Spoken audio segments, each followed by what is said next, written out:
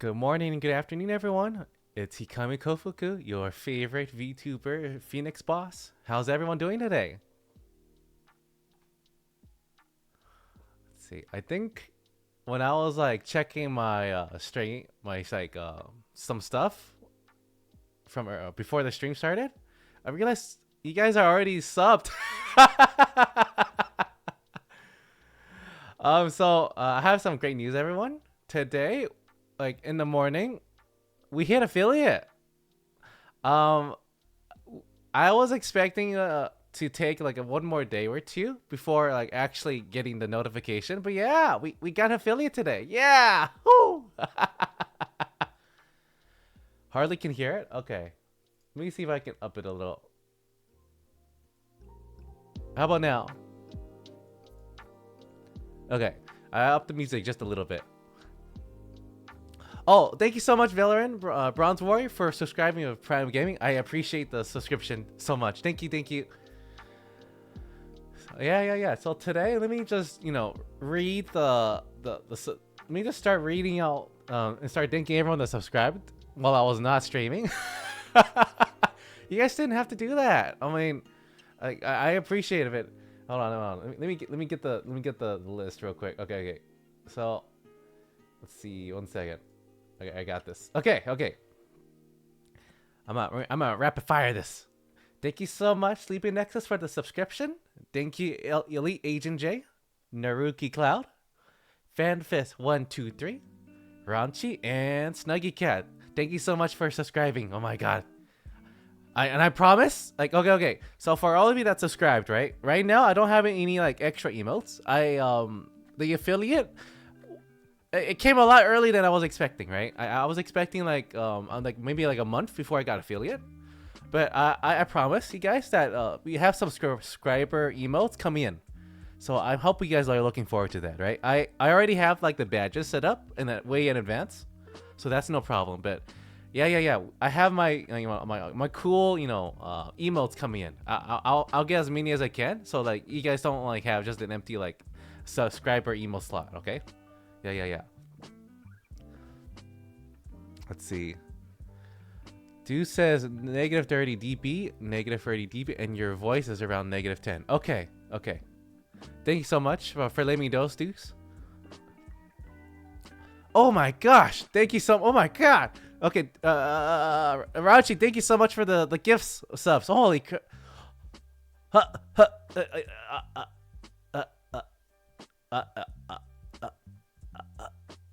Thank you so much. Okay. Is my latest cheer working? Wanderers. Oh my gosh. Okay. We getting subscribers today. Holy crap. Oh my god. First gifter? Oh. I didn't even do. I didn't. Okay, wait, hold on. Let me drink some water. Oh, speaking of which, can you guys all double check if the channel points are working now? Oh my god. Dude, you didn't have to. Thank you so much for the subscriptions, the gift subscriptions. Thank you so much. Oh, hold on. Let me. Okay, hydrate check. Thank you. Okay, so the channel points are working. Okay, that's great. So today, right? We are just gonna be chatting today, and I since like we got affiliate so early, and today's a just chatting night. I want to just start brainstorming with you guys. Like, what do you guys want on the channel points now, right? I've already added like the basic ones, like the hydrate check and the posture check, because I thought that was like super helpful, right? When I'm like hyper focused, and then I'm not paying attention to the drinking water. That's gonna be really helpful for myself at least. Oh, founders badge is for the first 25 subs. Let's see. Oh. We have a lot of people flowing in today. You want to throw things at me? Okay, hold on. Let me write it down.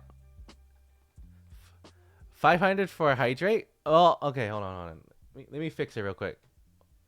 Let's see, we got... Let me start writing everything down. Okay, throw things at me. Okay. Only it's 10. Okay. FanFist? That's a really good question, right? I'm looking into that right now as we speak, right? So when I have it set up, maybe like over the weekend, I'm thinking about having like the some of those like toggles, so you guys can like toggle stuff, right? Because like you guys, if you guys want Henry alive, or if you or not alive, yeah, that's gonna be a toggle. For oh yeah, for the okay for the founders, yeah. Unfortunately, the first 10 subscribers gets the founders badge, I think, and I don't know if I can like increase the slot. Also can't tell we gifted founder badges. Yeah. But thank you so much, Ranchi, and thank you so much, Deuce, for sending the gift subs. That's I'm flabbergasted already.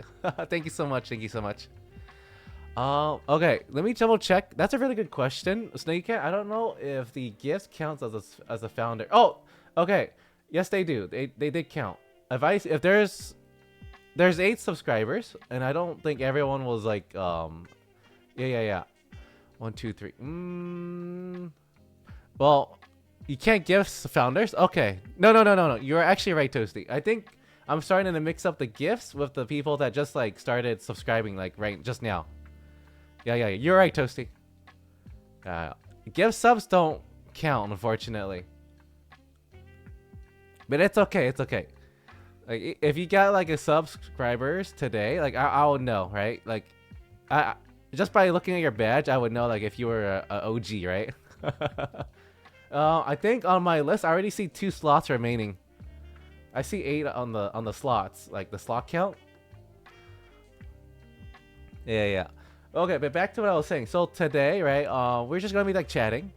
I'm a little like flabbergasted still from all the subscribers already. Like we just hit affiliate and already have like subscribers. It's crazy. But yeah. How was everyone's day?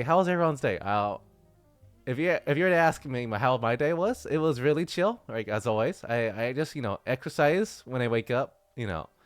Don't do my little research here and there, and then eat food, right? Like eat healthy food, and then I get ready for streams. Let's see. Yeah, so you got technically this is also my first time experiencing anything to do with founders badges, especially on Twitch. Like I know they existed, but like I never knew like how they worked, right? So yeah, that's really cool. I didn't know like there was a limit to the founders badges. Oh my gosh, a hype train emote?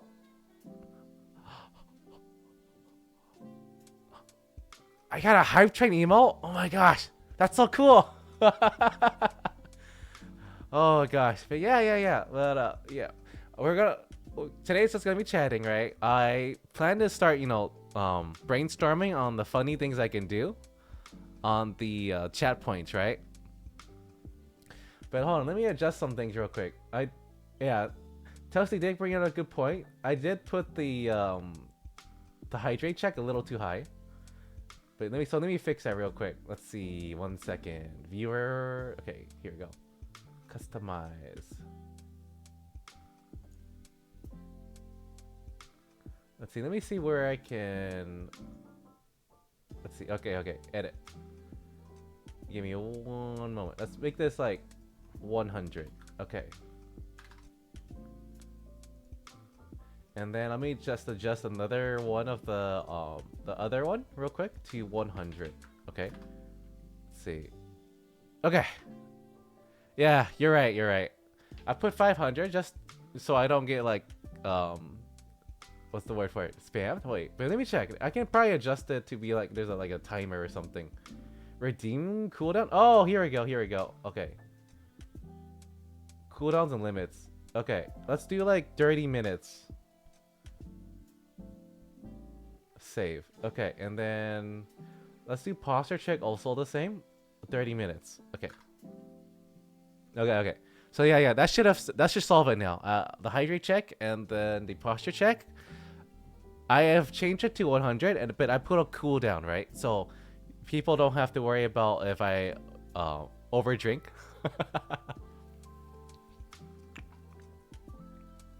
But let's see. What do I want to talk about today? Oh, like looking at some of the stuff, right? I'm thinking like maybe I should add some like cool community stuff for the channel points. Like I noticed like on the like this is my okay first this is my first time seeing like what a channel points thing like looks like. This is my first time seeing it, right? So I there's like a very cool like community challenges thing that we can add, right? But I don't know what to put there. Like, so if you guys have like any ideas, I like always put. You can always add your suggestions in my Discord. There's like a little channel just called Higami Suggestions for just like that kind of thing, right? So maybe I won't have it right now, but that's something like I would be cool to just like talk to you guys like as my community and then see like what we want to do for that. So that'd be pretty awesome. But yes, but other things about the subscriber stuff, right? I have already had the badges. I already have the future, subscriber emotes ready, like it's a commission, right? They're like literally being made as we speak. So I hope you guys to like look forward to them in like 2 to 4 weeks on that. Whew. Okay, so now posture check, water check. We got that all set up. So now we're good. We're good. Oh, thank you so much for the posture check, redeem, Ranchi. Okay, let me sit up straight. Okay. Yeah, yes. Thank you so much. Thank you so much. Oh, yeah, Ranchi. Yeah, congrats on the affiliate, Henry. Yeah. Wait a moment. Hold up. I'm the streamer. Henry's my mascot. He's not the streamer. Come on, guys. Base Track working on them. Hope they do a great job. Yeah. Yeah, it's no secret that Base Shark is my emote maker. So yeah. They're like 2 to 4 weeks, right? Is something like the estimated time, right? But I hope you guys don't get disappointed if it like takes a little longer, because Base Shark's gonna probably get a bit more busy now. So but it's okay, If we get a little later, it's okay, because like I'm looking forward to the emotes so much. They're gonna be so good. Yeah. Like Base Shark's emotes are like ungodly good, right? Like they're one of the best ones I've seen ever in Discord. So I'm looking forward to seeing like what they cook up, right, for my channel. It's gonna be so good. I'm really happy. I had know them. It's so good. Okay. But let's let me like chill on the subscriber stuff and the affiliate stuff. Let me talk about some other stuff I wanted to talk about. So I've been like really wanting to watch some Studio Ghibli movies recently. Like I've been busy, right? Like I've been busy like playing Helldivers 2, so I haven't got around to my my to-do list. But I've been thinking maybe I should watch some of the old Studio Ghibli movies.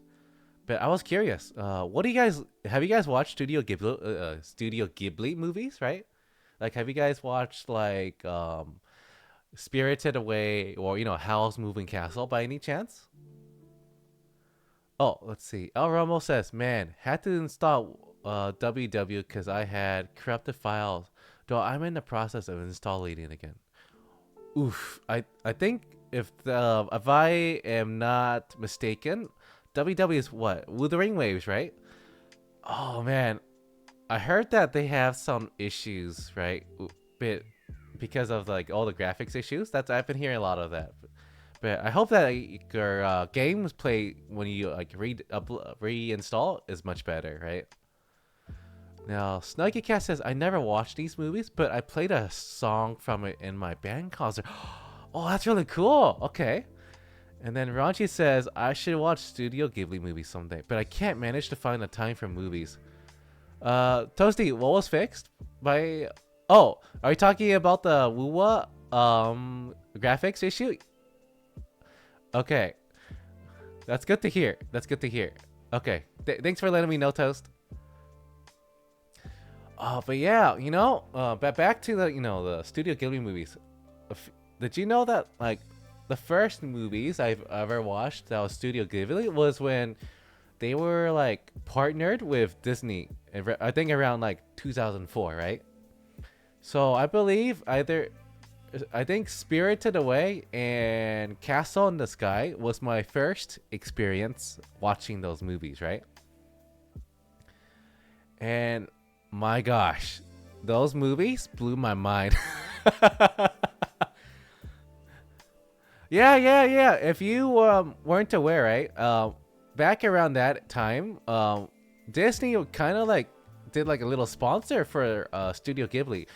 Like they were like saying like, oh, I'm so excited to have Studio Ghibli as as a partner movie, right? Maybe I don't. Maybe you're like misinterpret. Maybe I'm like a little wrong, but like I know for a fact like there was like at least a Disney representative that was talking about the movies a lot, right? And if you will ever have like those original DVDs, like the first thing they do is like have this one guy from Disney just talk about how beautiful and how gorgeous the movies were. Yes, let's see. Barney says Castle in the Sky was my first Ghibli. I love Castle in the Sky. Yeah, it's so good, right? Like the music, like the orchestra was so good.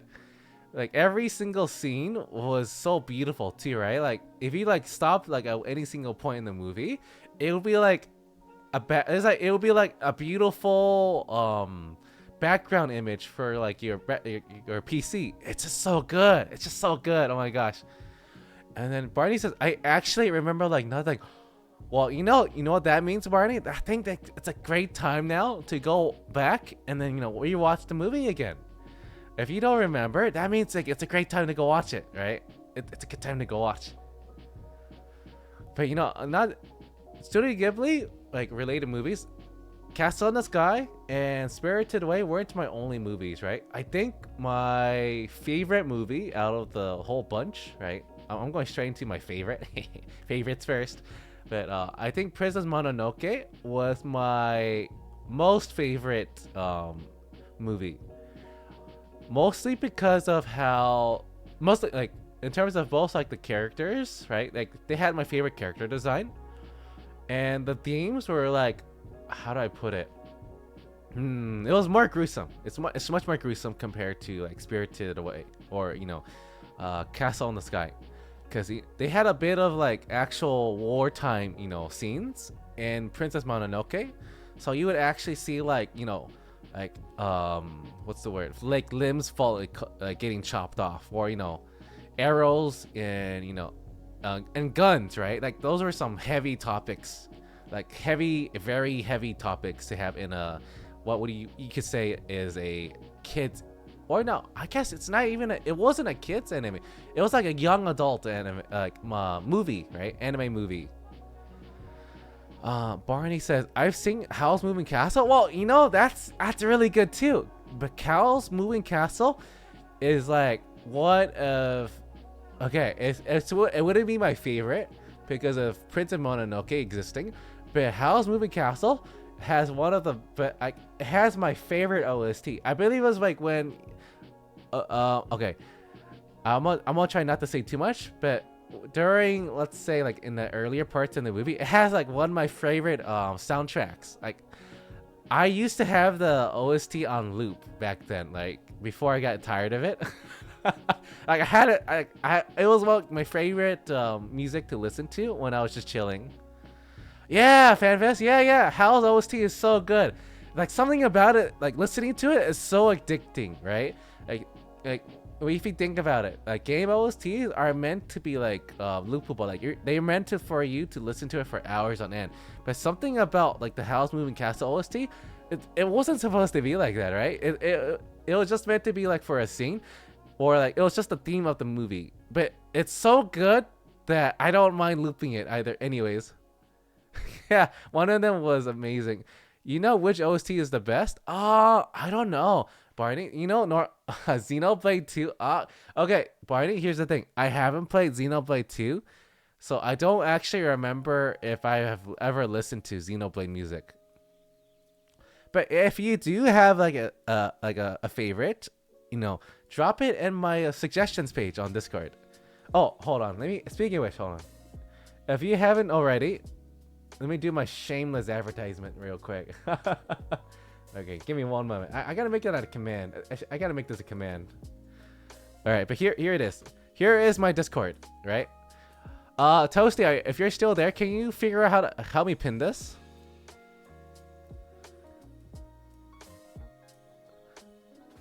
Okay, hold on a second. Okay, here we go. But yeah, that's my Discord link. If you have suggestions, feel free to send it in my Discord, right? If you type it here, I might forget about it. But if you type it in Discord, I will 100% look at it, right? Like I will 100% come back and go, oh yeah, Barney recommended Xenoblade 2 music. I should go check it out, right? Oh, thank you so much, Firestarter Nero, for subscribing to Prime Gaming. Thank you so much. I appreciate it. Let's see. So Barney says, especially the Torna battle music. Oh, Tosi, thank you so much for pinning it. Later, you gotta help me like figure out how to do this stuff. I'm such a pea brain that this is I don't know how to do it. Yeah, but thank you so much, Toasty, for pinning it for me. Now we do the thing. Oh my gosh. But yeah, you know, it's crazy. You guys already filled up the founder badges, right? Like I didn't even know there was a limit for affiliate. But hopefully in the future when we hit partner, I hope we get more people to be able to have that founders badge, right? I think it's a really cool thing that Twitch did, like implemented. Like the fact that if you subscribe to someone and then like they're the first people to subscribe ever, like you know they're the OG, right? Like even if they come back like a year or two later, and if I ever see that badge, I'll be like, oh my god, like let's say like Snuggy Cat was one of the OGs. He watched when I was a scuffed, you know, VTuber. Yeah, like founders badges, something about them, like just it's like you know, it's like you know you're like your hardcore like you know like one of the first guys, right? Like in a stream, and it's so cool, like, you know, seeing those guys like supporting someone even when they're like a little teeny VTuber. Yeah. Oh, you wouldn't be OG, so you have missed debut. But you know, okay, Snuggy, here's the thing.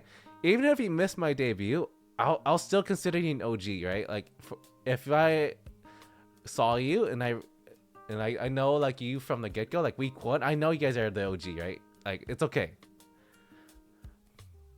Let's see. Barney says link the video to one song in the OST. Oh, okay. Thank you so much, Barney, for recommending the Xenoblade 2 song. I'll definitely take a look at it after the stream.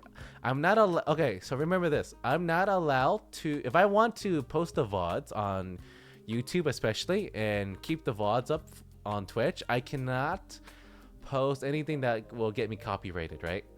So the songs I'm listening to, which is from Chill Hop, it's in my about page.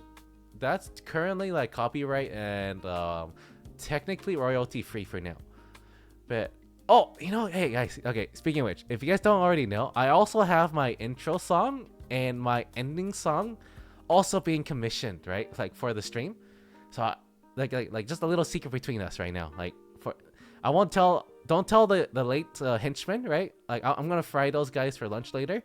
But I'm really happy that I have like, you know, the OSTs like set up, right? I have found someone that's really good. Like I joined in a call and I listened in. I'm like, oh my god, they're so good, right? And then that's that, right? And I have them subscribe, like, or I have them like commissioned. I won't tell you guys who it is, but once they are done, I'll 100% let you guys know. Yeah, they're so good, right? Like, without giving names, they were so good. Like they impressed people that have been in the industry for like a long time, right? Like in the same call, it was like, I'm like, oh my gosh, right? It's like I'm like shocked, right? I'm a like level 1, you know, NPC in music. So like here in I'm not going like, you know, the so cute emotes, like when you have someone like shaking your face, like and it's like jiggling. That's me right now. Like I'm going brr, like she listening into the music. Now, Ron, okay, the badge really, okay, let me read back on the chat real quick. FanFest, the badge really stands out in chat too. Oh, okay, yeah. The founders badge, like they stick out like crazy. Like if you try to like step away from the room and like close your eyes on one end and you take off your glasses, like you can probably spot somebody's founders badge because they're so iconic, right? You don't ever usually see those in like the bigger, you know, streams unless it's like an official, you know, corporate debut, right? And then in which case you'll see it a lot more often. Yeah. And then Ranchi says you're always scuffed. That's why your boss is watching over you from your shoulder. Hey, I'm the boss. He's my mascot. Come on, Ranchi. Come on. Let's see.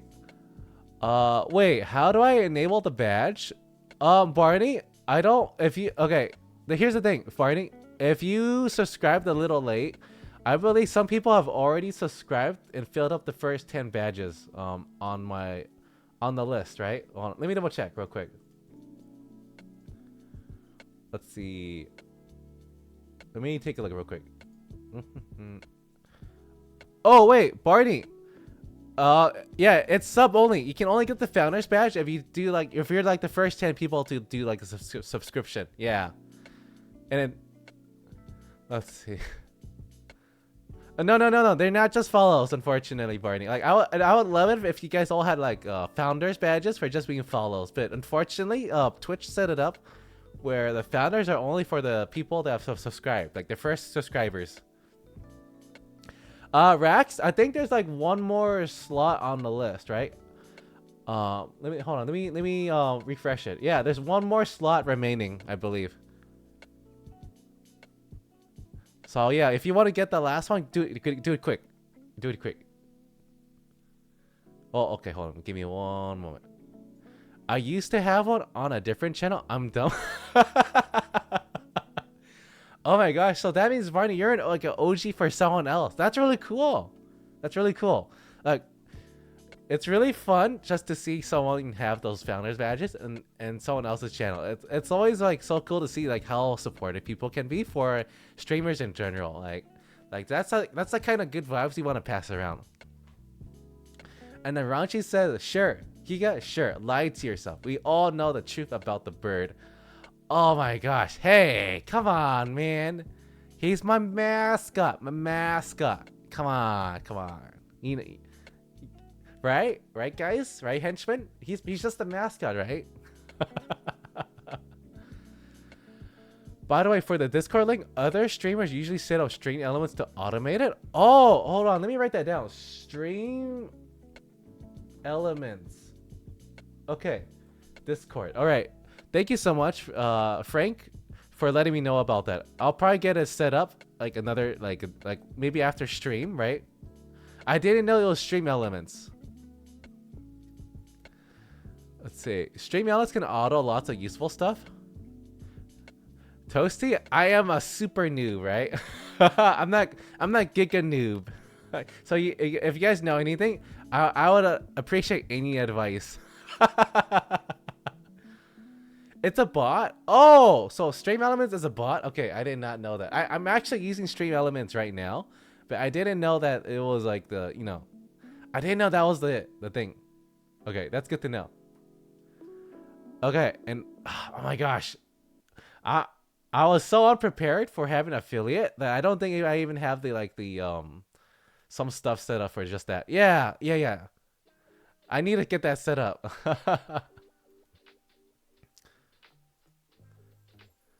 Yeah. I need to get it set up. Oh my gosh. Now, you know, speaking of like old stories, have you guys ever heard of something called Aesop's Fables? If you have, or if you have not, right? Some of those stories that Aesop made that's credited to him are like those short stories that, like, here's like the most famous example. If you've heard of like the turtle and the rabbit, like, you know, like the racing story, that's an Aesop fable.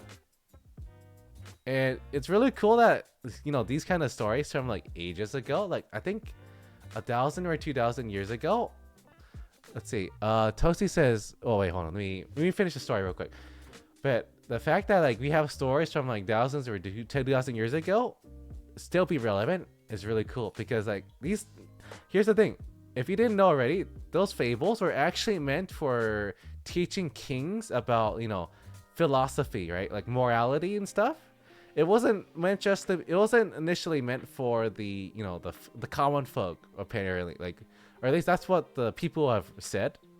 And the fact that now that we have it like common spread is really cool. Because that means, that shows that knowledge is no longer, you know, locked with the higher class, like the monarchy. Like compared to eons ago, because, you know, back then, right, the stuff like books, like paper, or papyrus, depending on how far what you're talking about, was really expensive. So like only like the higher class could afford to have that kind of stuff. Rax has become our last subscriber founder. Oh my gosh, Rax, thank you so much for subscribing. Oh my god. So thank you so much, you guys. Oh my god. VIP slots? Oh, okay. So Snuggy Cats, VIP slots? I actually already have it set up for some people. Yeah, I was just wondering if those unlock as soon as you get affiliate or not. Yeah. Okay. FanFest, just a FYI, VIP, okay. When you unlock affiliate, I was able to, I checked a little bit, right? I did some research. I'm not a complete noob, but affiliate stuff lets you unlock the VIP badge, the art badge, and then I think one more badge, but I don't remember what that last one was. Yeah, VTuber clients or VIPs. Yeah. And then Rax says, now I get to eat the new members. No. Only no. You guys can't eat the new members. There are precious henchmen. You guys can't eat your fellow henchmen. Yeah, and then, like if by chance, right, like some like missing henchmen because they were late, that wasn't me either. Okay, I think I missed some messages real quick. Okay, and then Toasty said, if you want some help, you can set me as an editor mod in Stream Elements, and I can edit your bot commands. Okay, Toast, remind me later to let you be a editor, and then I'll let you get help me out, right? I would appreciate all the help I can get on this. Yeah, that would be really helpful for Stream Elements. And then let me know if you need access for anything else. Oh, wait, give me one moment. Let me drink some water.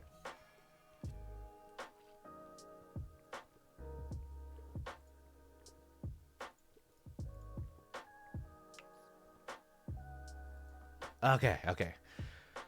Whew. Okay. Yeah, I also need your stream key. Wait, I don't. That's kind of scary, Toast. Wait, I'll double check what you need for access, right? Later, right? We'll get on a call or something, and then we can figure something out. But yeah.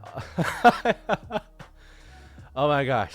Thank you guys so much, by the way, for subscribing. I wasn't expecting to have subscribers already, so I'm really happy you guys already subscribed. So I'll do my okay. I already have like I said, I already have the subscriber emotes commissions, right?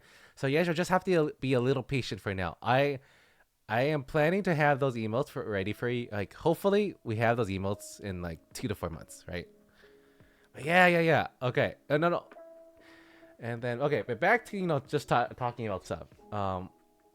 We already talked about some Studio Ghibli stuff. Now, have you guys ever bought by any chance, okay, I don't know if you guys are aware, but I'm a noob, right? I'm a gamer noob. So a lot of the old games I used to play, I struggled as a kid to play some of those games. So if you guys know FF7, the original PlayStation, I actually have the original the official FF7 play game guide, right? Like actual physical book, right?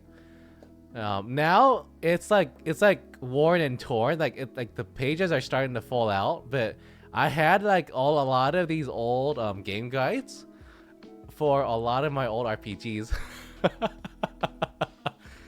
Because if I didn't have that, there was no way in my lifetime I would have figured out how to do some of the stuff that the game developers hid in that game. It was crazy how detailed the game was, right?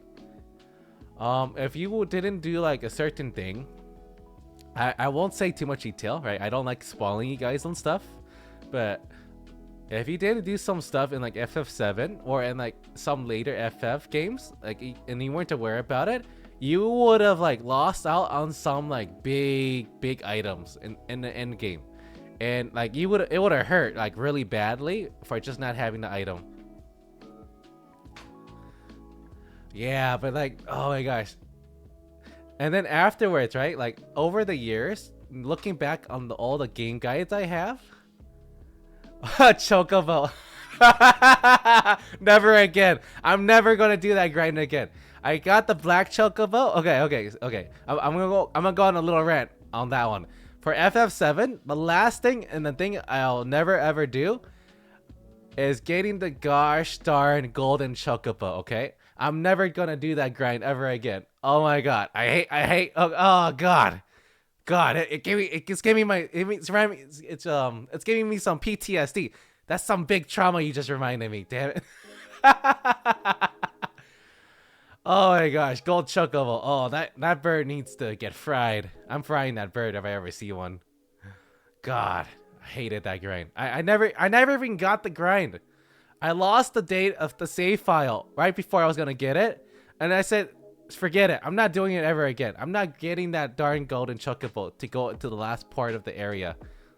Oh god. Screw that mechanic. God. Okay. But you know, like after FF7, yeah, next is, you know what I'm talking about. Oh my gosh, that was some painful grind. But after FF7, I feel like the games got easier. Like games in general got a lot easier. Like I had no issues in FF8. I did like the triple triad grinds. Like no problem, right? I don't even think I had a guide for that. I just think no, it's fully explored everything. And then at best, I just looked up okay, to be fair, I didn't have a guide. I did look up like how to get some cards, right? But that's about it. Or maybe I did have a guide. I don't remember. It's been so long since I played the FF8. And I don't know if I have like FF9 the guidebook. Like I don't know if there's a game guide for that, like a physical book. Oh, but you know what I do have? I have the book for Final Fantasy X. That thing's like is like also worn out. I use that so much because in FF10 there's like so many different mechanics, or like there's so many different like mini games to unlock like the ultimate weapons. Like I started losing track, so I have like a game guide for that game as well. Yeah, but you know, if you get, even though like, okay, you don't have to have the game guide, right? But just looking at the photos, like looking at those official guides, I'm like flabbergasted how detailed they were. Like you don't realize it like after 10 years, like how detailed these books were. Like it was like down to like having like, you know, the map, you know, they even had like you know, examples of what the boss looks like they like, just so you know what you're actually fighting. It like had everything, right? It was like almost like your own art book before, but like with also tips on how to beat the game. So maybe when I start gaining, you know, physical copies again of games, or if I get like another Final Fantasy game, I think what I'm gonna do is I'm gonna start buying those game guides again, right? Like I'm not gonna look at the game guides anymore, right? I'm thinking I'm like hopefully like I'm hopefully a little better now. Like hopefully I gained some skills. But I think like there's some cool collectibles now, right? Because, you know, I don't think like they did reprints of the original Final Fantasy VII guidebooks, right? Like, so if you have the book now and it's like minted, I bet there's someone that's willing to like to pay a lot of money just to have that. Because it's a relic of the times, right? Like it was like the start of an era, right? For RPGs, like going from you know, 2D pixel to the polygons that we know and love today.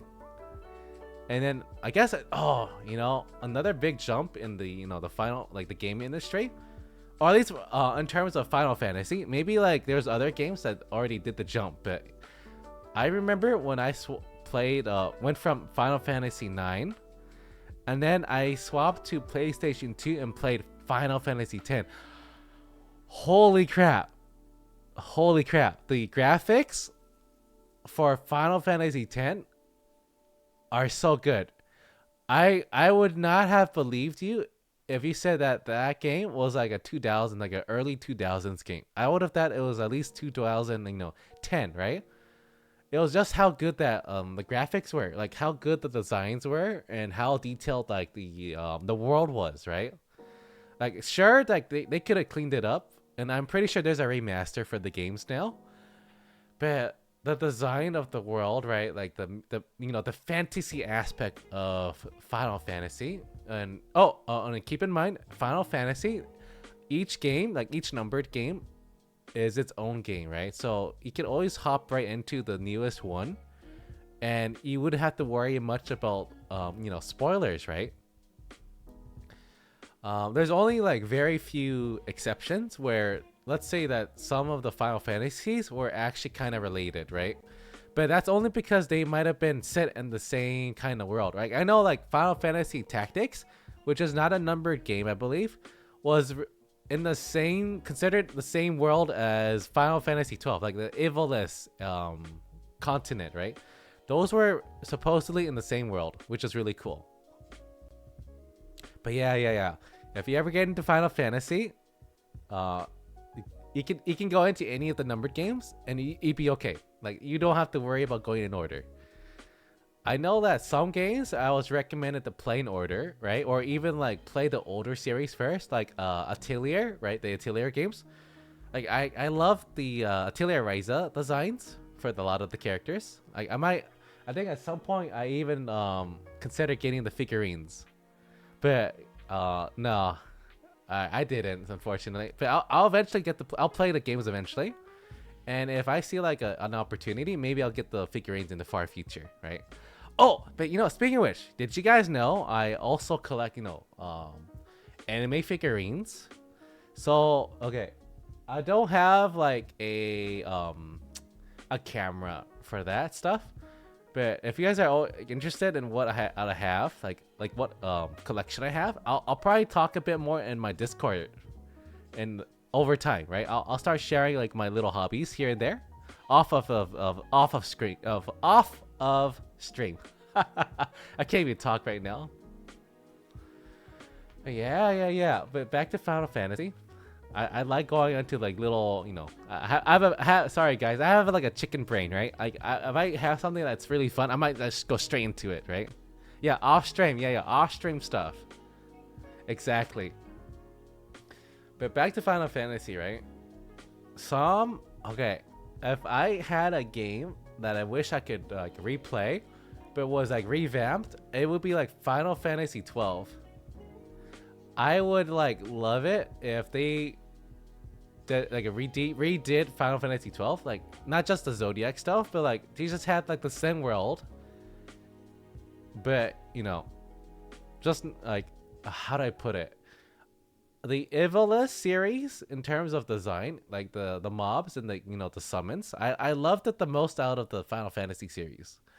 Like don't get me wrong, if you guys are already aware, like I'm a Final Fantasy 14 player, right? Like I'm on hiatus right now. You guys won't see me play it for a long time.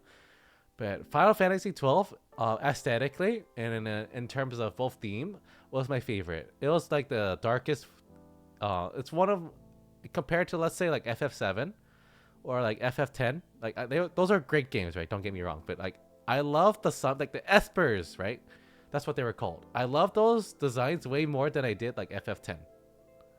Oh, hi Poya, thank you for joining the stream. Yeah, thank you so much for yeah, we hit affiliate. Thank you so much for the message. Thank you so much. Let's see, and then okay, and then Barney says, I wish I could play Xenoblade 2. Okay, so Barney, I have a question. I think I already asked this from other people, but I forgot. Do you know if I have to have a Switch to play Xenoblade 2? Like, is there a way for me to play on PC for that game, or do I have to get like a Switch or a Nintendo device? You want a first badge? Oh my gosh, I'm so sorry, Poya. You were kind of late. In order to get the founder's badge, you have to have been like the first 10 subscribers on the channel, like today. As soon as I had the affiliate, that you had to have subscribed like as of now. But it's okay, Poya. Like, here's the thing. Even though you don't have like the first founder's badge, in the future, if I hit partner, right? Like you can look forward to this. If I hit partner, right, that's your second chance to get the founder's badge because it increases the founder slots. Yeah, don't worry, Poya. I know you're one of the OGs. Don't worry about it, right? Yeah, the founders badges are really cool, but I know you're all OGs, right? Don't worry. You guys are all cool in my book. Yeah, you guys are amazing henchmen.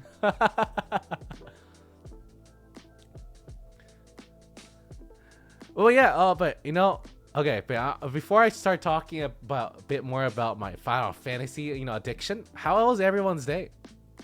How was everyone's day? Like I didn't even. I was just talking about my day, but I didn't even hear about how you guys have been. Like, how have the weather been good lately? Like, or has like has anything crazy happened lately? I would love to hear a bit more. But while you guys thinking, let's see. Let me read some more chat. Xenoblade Gears is PlayStation 1, Xeno Saga is PlayStation 2, and then Xenoblade is Switch. XC1 was originally the Wii, but got remade, and then we were suspecting a Xeno Saga remake on Switch soon. Oh, okay, so Barney, that means should I just wait for the new Switch successor? Does that mean like I can play the Xenoblade stuff later on the new Switch, or whatever they're gonna call it? And then Poya says, I woke up like 1 hour ago. Wait, Poya, aren't you the same time zone as me? It's almost 4 p.m. Poya, what the heck? Go to sleep earlier. Come on. But if you were doing something fun, that's good. I'm glad that we're at least doing something fun, maybe, right? Switch to electric boogaloo. Yeah, Frank. Next week I'll have tests, so I'll dice it. Oh my gosh, Rex. Good luck on the tests. Luckily for me, I have already graduated from Chicken University, so I don't have to deal with tests anymore. I think, maybe, but good luck on the test, okay?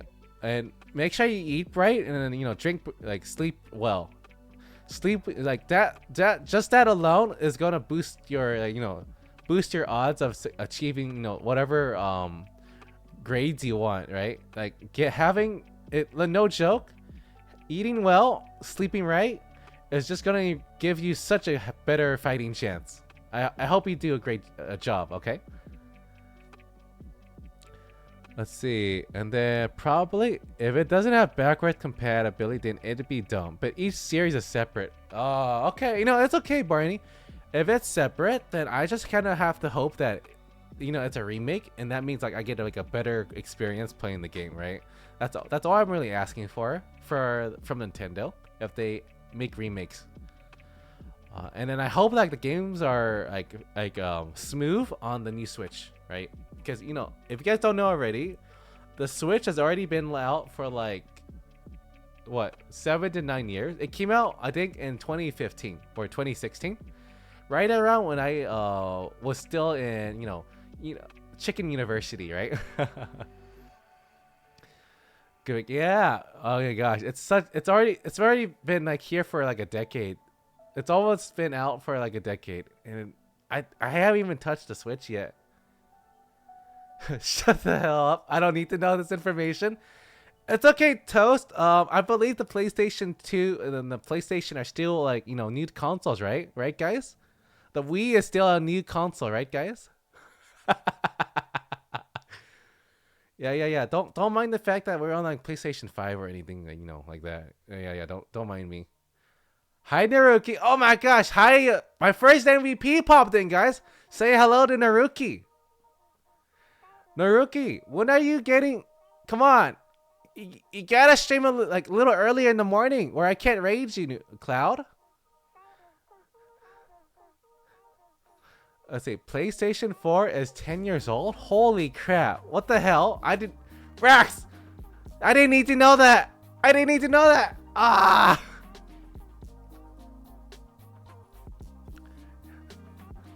God damn it.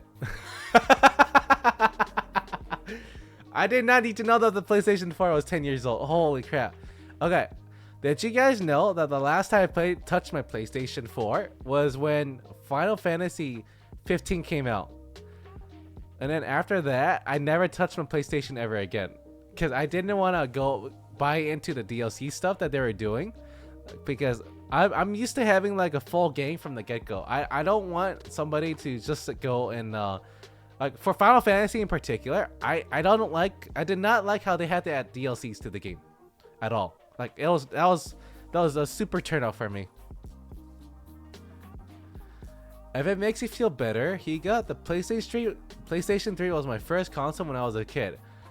Okay. Barney, I'm gonna tell you what. I'll tell you what my first my first console that I ever touched was it was a tie. Like it came at the same time. I had the Game Boy Advance and I had the PlayStation 2 when I grew up as a kid. I'm only a half a year older than it. Oh god. Okay, Barney, be careful. Don't dox yourself, okay? Let's see. Norky Cloud. I have D&D in 5 minutes. I have to go pop in to say hi to have a great string Peppa W. Reason I'm up early. Okay, dear Cloud. Have a great D&D session. Don't let the orcs get to you, okay? Let's see. My first console was PlayStation 2 as well. Oh my god. Okay, PlayStation 2. Wait, we're PlayStation 3. My bad. Let's see. Good luck. Poverty is real. Yeah. Thanks, Cloud, for stopping by. Have a great D&D session. Okay, now, what was? Okay, I'm curious. What was everyone's like first game that you've ever played? Mine was an NES. Oh, look at that, the OG. Okay, all right, Nexus. I still. By the way, I still have like the handheld NES. And the fun fact is, I still have a lot of those old like giant. What are they called? The Game Boy Advance stuff, right? Okay, so my first console was an emulator called Polystation. Pokemon Platinum for me. Peak Pokemon. I fucking love my Fire Monkey. Rest in peace, that company though. Yeah. Rest in peace, that. Angry Birds? Wait.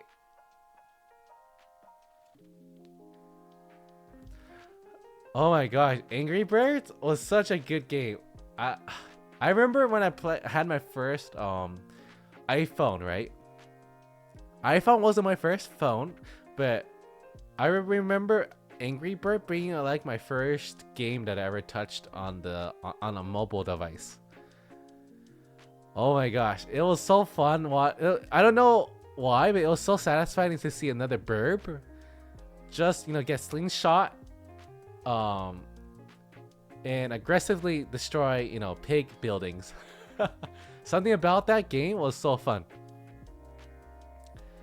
Let's see. Rovio turned pure greed and destroyed that company. Awful situation back. Oh, that's unfortunate. Oh, luckily, Snuggy Cat, there's a lot of new games now, right? We don't have to look back to the old days for good games. We have stuff now that came out like Helldivers 2, like as a really good example, right?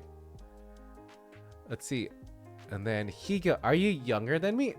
Toasty, I'm about infinity years old because I'm a phoenix. So I'm probably older than you. If assuming that you're the lifespan of a toast, which is probably really short, and compared to a phoenix, I am much older than you. Let's see. I had a PC with Windows 3.0 with a game called a Paratrooper. Holy crap! I didn't even have access to a PC until maybe 2012, like an actual like working PC that wasn't just for searching up stuff like on the on the dictionary. Oh, you're a toaster? Holy crap! Well, whoopsies. You're a toaster. Okay, my bad. I don't even know what my mod is. Oh my god. See, guys? Look at this. Chicken brain here. No, but now I know you're a toaster. Or I'll still call you a toast. Because I like... It kind of sounds delicious when I call you a toast. I remember playing D2 back in the day when it was the bomb. Oh, I see. Okay. Yeah, D2. Oh my god. So Diablo 2, right? Oh, thank you so much for the hydrate check, Barney. All right, let me drink some water. And the posture check.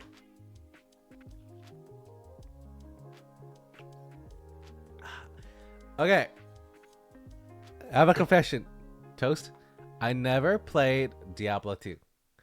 I was back then, right? I didn't touch Diablo 2. I played other games. I was a Dynasty Warriors kid. So if you had your I saw it coming, Barney. I knew what's up. No waterboarding for me. But yeah, I back when I was a kid, my hack and slash game, right? Or like like the game that makes you go burr on your brain. I played Dynasty Warriors. I didn't play like 1 through 3, but I played like Dynasty Warriors 4 and 5 on like the PlayStation 2. League and Apex. Okay. Apex, maybe. League of Legends, never. I'll never play it. I don't mind looking at like League of Legends artwork, but I'll never touch that game with like a 50-mile stick. I'll never touch that. Dynasty Warriors. Yeah, Rax. Okay, so you know what's up. Oh my god. I loved Dynasty Warriors so much as a kid. Did I play Soul Calibur? Okay, Rax. I technically never touched that series, right? Okay. So let me think. In terms of fighting games, right? I have like actual physical disc, right? Like actual discs. I have Street Fighter 1 and 2, right? As a 15th anniversary a set, right? And on top of that, I even have like those anniversary. You guys know like those arcade consoles? Oh wait. Like you guys know like those old arcade consoles for the like when you guys go to arcades? I have those before PlayStation 2. I have like two. I have two of those. Just so we can instead of using controller, right? I have the arcades on the PlayStation 2, like the arcade joystick, the 4 buttons, like that anniversary edition. Yeah, Rax, just like the arcade machine. Back then, like when they had the 15th anniversary for Street Fighter 2 and 3, right? They sold alongside it like those arcade machine console controllers, right? So it would be just like the arcade machines with the joystick and all, right? Like like the flat surface with 4 buttons and the joystick, like the actual joysticks. Yeah. I had those. Still. I still have those actually. But I didn't want to use those too often, right? Because one, those were collectibles, and if I break those, I'm never getting another one of those again, right? So I use those. Yeah, the classic joysticks. I had those. If you want to play Apex, just add me if you want. Okay. Romo, if we're not on ad break, oh, 1 second. I'll talk about it later. But okay. As a reminder, right? As a reminder, I'm gonna type in chat. I have a Higami recommendations in case in my Discord. In case I forget recommendations. Let me write this out. Recommendations. Let me do some scuffness. Okay. Yeah, ad break right when I was saying it. Right when I get to the good part, right, guys?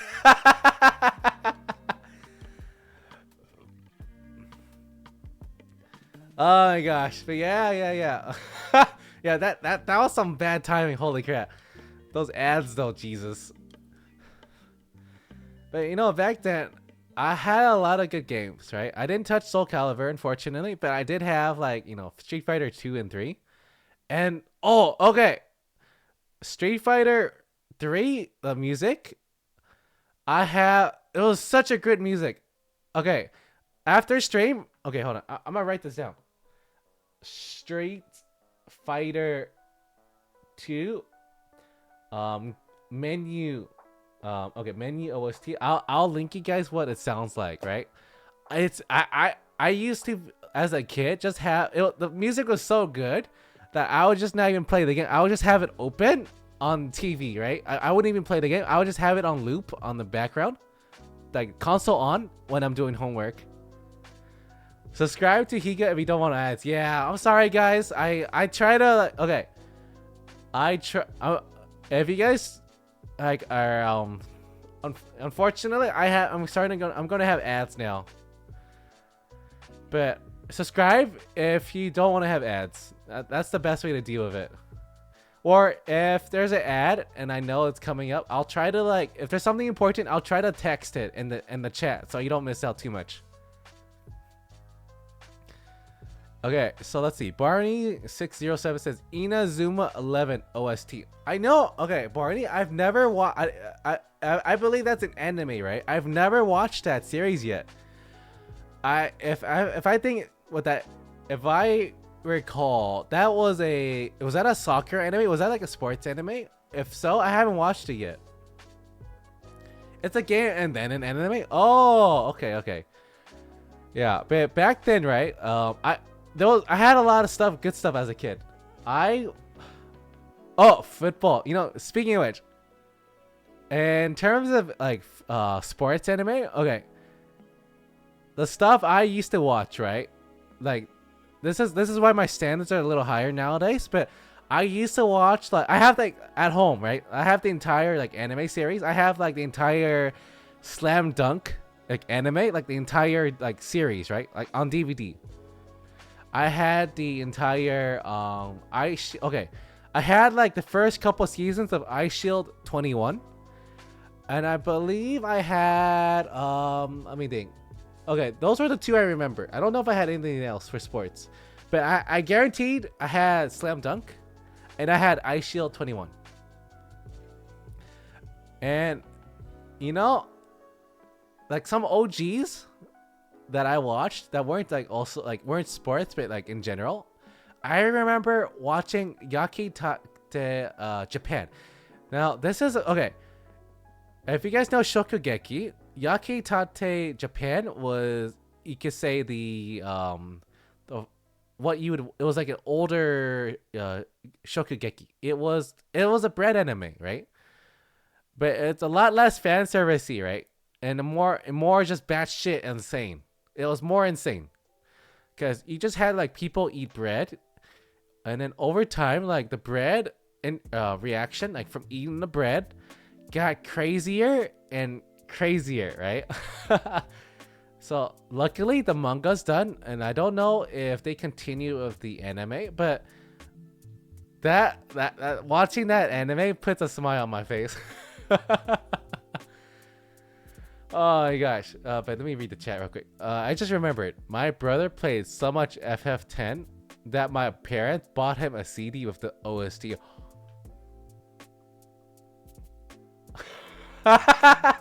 Yo, Rax, your parents are like GG, like they're Giga Chats. Holy crap. I don't even have a CD for just the OSTs. I have at best like on my iOS devices, right? Because I do have an iPhone. I have like the entire Final Fantasy OST. That's Snuggy Cat. That's wild. I didn't even know they had. I only learned about this recently, but like I didn't know it was a thing for game companies to also release like a CD track for just the OST, right? I didn't know that was a thing. I had no idea. Like nowadays, right? Like we have that stuff online, so we're kind of spoiled, right? But I didn't know like back then they did that kind of stuff, like having like those extra merch on the side, like CD exclusives, or like, oh, like, hey guys, we also have, if you guys like the music, we also have like the CD, right, kind of thing. Like that's so cool. I wish I had that stuff. If I knew, I wouldn't like have been like listening to like I don't know, like my music taste might have been a little better. Yeah, like some OSTs in games are such a banger. Like they're so good. Like okay, here's a good example, right? I wouldn't, like, you guys never have played Final Fantasy 7, right? Like you don't have to play Final Fantasy 7. But if you hear like One Winged Angel, like the OST, which is Sephiroth's boss theme, and Final Fantasy 7, like you would know, like, oh my god, it's Sephiroth, right? Like you're about to die. This guy is about to kill you, right? Kind of thing. Like he's about to whip your ass. like that's such an iconic, that I know that one was like a cheating one. Like I know like he's like one of the most famous bosses in gaming history. But yeah, like it's so important nowadays for a game to have such good music. Like the bar has been raised since then. Right, you can't just have just a game without at least having some kind of decent music, right? Unless like the game was meant to be like a meme, right? Like I know like some games like are like a cult classic just because of how annoying they were, right? But like the good games, right? Like let's say like quote unquote the AAA games, right? Like it's like mandatory now to have good OSTs, right? Like gamers now we expect this, right? We want, if we are paying like premium dollar like $60, right? We want like the full package now, right? That's like to be expected. Rack says RPG OSTs are normally banners. Yeah. Like, okay. I think this. I had to do a little research on this, right? Let me write this down. But I believe mobile games, right, or like some games in general. This is like in general, right? They had to fix a problem where if you were gonna be grinding in a long time in the area, and the game devs are like design it that way, they also have to make sure that the music was loopable, right? Like some music, if you listen to it like 1,000 times, okay, here's like the most recent example. If you like listen to Robin's like music OST like constantly, you'll eventually get tired of it, right? Because it maybe like the vocal, I don't know why, but like I don't, if it's either the vocals or if it's something about the music composition, but you'll eventually get tired of it, right? But if you were to compare it to like the Wii music, like the Wii menu music, or the like Mario Galaxy music, or okay, let me step back away from like Wii stuff, or like okay, like what's a good example? Yeah, loopable music in general. Okay, like okay. Here's a good one. Overworld music in FF14. If you played the game, every world, like every area, has its own like theme music, right? And because of that, you would not ever get really tired of the music, right? It's meant to be loopable. It's meant to be listened to for like hours at a time, so you will never get tired of it. Lahi, done. Oh god, Ranchi, don't remind me. Oh, I loved it though. I love Lahi. Oh, oh my gosh. I don't know why, but as soon as I saw that, I just had the urge, to be in tune with the. Did you know, Lahi? Yes. You guys know. You guys are also degenerates. FF14 degenerates. But yeah, gaming music. Oh my god. Man, I would love to go one of these days. I would just love to sit down and then just take a look at like the what's the word, the music sheets, and see how they like loop. Like I feel like there's always a pattern to the loopable music, right? I think there's like one of two ways they do it. One is like there's a really like catchy tune, right? Like it goes like left and right, and then it's like repeatable, right? Or like two, you could have like a full loop where the music, when it ends, it just loops back to the beginning. So like it would never end. Ranchi says, I don't have several weeks of playtime on that game. Let's see. And Barney says, I just hit 3,800 hours. Okay. So this is a question for the FF14 players, right? Take a guess. Okay. Barney, you're banned from saying it. I know you can check really easily, but for the rest of you, right? Guess how many hours I have in FF14, right? I'm just gonna let you guys like simmer on it. Like just post your guesses in the chat, or maybe you already know because I might have spilled the beans in another stream. But yeah. Post like how many hours do you guys think I put into Final Fantasy 14? And then on top of that, how can I check? Oh, so you don't remember? Okay, good. 4,000. Okay, 4,000. And then Snuggy Cat, is it bad to have 400 plus hours in a game you started 9 months ago? No. If you okay, let's do the math, Snuggy Cat. Okay, so let's say that you had about like 1 hour. Okay, let's say you weren't a DGen, right? You had like working like normal working hours, and you played like every day, right? You played like 1 hour every day. If you played every day for 1 hour, right, times the 30 days, times 9, that would at least set you to be at like around 270 hours of gameplay. So honestly, the fact that you had 270 hours in a game, or more, like in your case 400, right? That's good. You got your money's worth, right? That's okay. It's fine. It's good. It's okay, guys. It's okay to have a lot of hours in the game. Do you know why? It's because you're getting your money's worth ultimately at the end of the day. If you can finish a game and it costs you $60, right? And you finish it in 72 hours, that means you pay like $60 for 72 times of a gameplay. Let me read the chat. But what if I have frequently played other games and it's like 1/4 of my game time daily? Well, okay. So here's the thing. So you can, as long as you know you don't do as long as gaming time doesn't affect like your daily life, and it makes you happy, it's okay to play games. It's okay to play games, right? Like maybe you're in school, and so maybe you have to cut back a little bit on the gaming, right?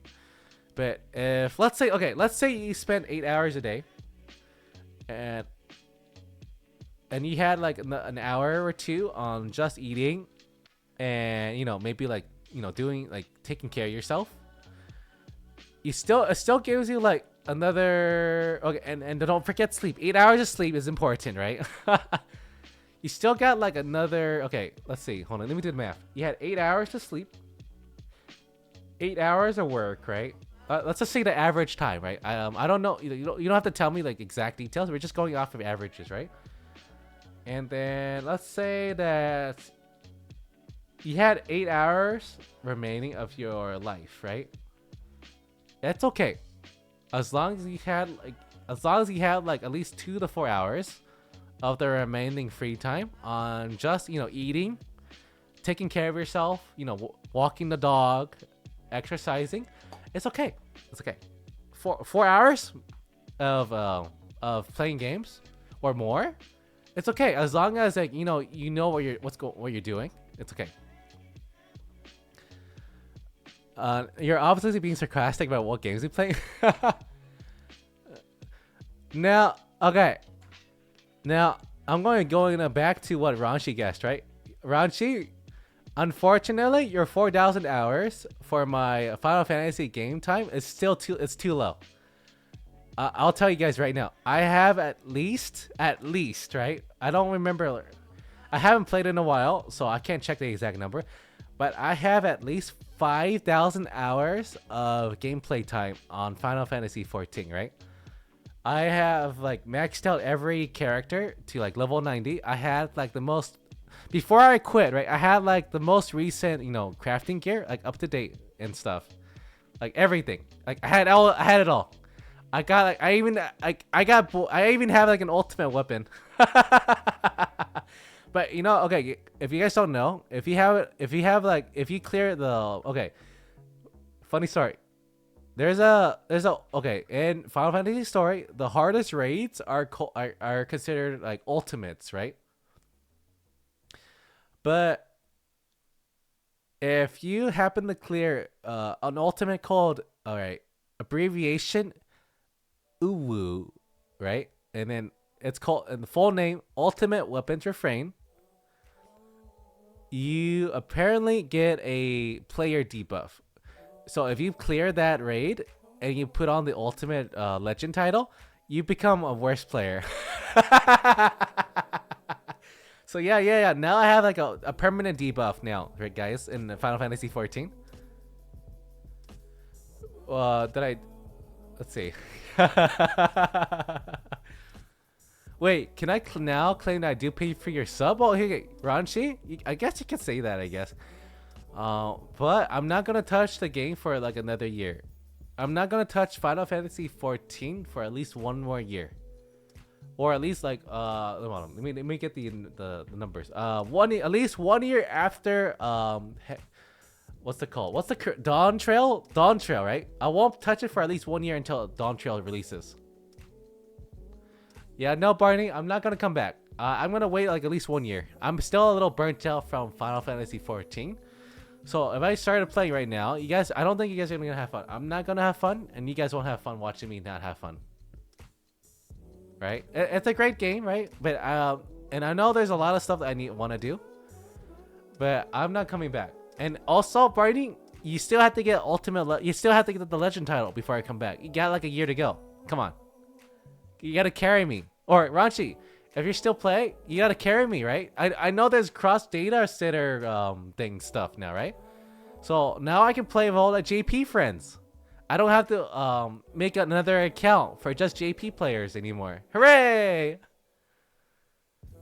You have a month. Well, all I can say, Barney, to that, good luck. Good luck, Barney. Yeah, I'm not envy. I don't envy you at all. 1 month? No. Good luck. You think I'm a legend, man? Oh, Ranchi, you're an OG. You know Lahi. You can carry me. I told you already, right? Because I cleared Ulu, I'm a worse player now. I started when I started. I'm a worse player than when I started. So you guys all have to carry me in the game now. Man, how do you expect me to raid? It's okay. It's okay, Rashi. You just have to, I don't know. Healer LB3? That's okay, it's okay. Don't worry. I'm not gonna be going into the raiding thing, I think. I don't think so. I didn't enjoy raiding after a while. Because once you clear like one set of raids, I didn't have fun afterwards. Because like, keep in mind, guys, and okay, this applies to all games in general. When a game requires you to have like a commitment, right? And like you have to put 2 hours, like 3 multiple times in a week to clear a raid. It wasn't like the raid wasn't the problem. The problem was that for these raids, you had to what's the word? You had to like communicate with 7 other people in Final Fantasy 14, right? That was actually the hardest part.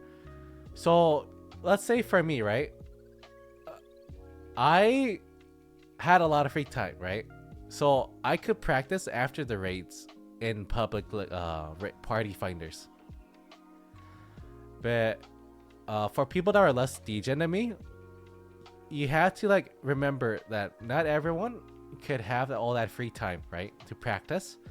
And so those raid times that you have scheduled, you have to remember that these are like, these people are still learning the raid, right? You can't expect them to, blitz through raids. And okay, Barney, if you're listening in, right, this is really important to hear about, like, or for anyone in general, right? If you're going to do like co-op stuff, or in life in general, planning stuff is a very big commitment, right? It's really important. There's like 2 things to know. It's really important to let people know that if you're busy, right, you gotta let them know in advance. If there's something like you guys plan a week in advance, it's really important in the long run, right, to have good communication. Because at the end of the day, no matter what fancy gear drops from the raid, or like how good the gear is, like how pretty the gear is, specifically for Final Fantasy 14, you should be enjoying the game, right? You should be enjoying the game with 7 other people. Like all 8 of you in the raid should be having fun. Like at the end of the day, it should be fun. And if you can't have fun, I would just suggest, just drop it. It's okay to, not clear a raid. Because in Final Fantasy 14, as the as the expansion gets older, as they release more patches, you can get more gear, right? You can get like better, higher level gear, and you can go back and clear these older raids, right? You're not missing out on much, right? You're not missing out much on anything at all, right? At best, like you wait a year, just to get something, it's okay. It's perfectly fine. Because there's so much other things to do, guys. Like, and at least for Final Fantasy 14. There's a reason I'm not doing P12 right now.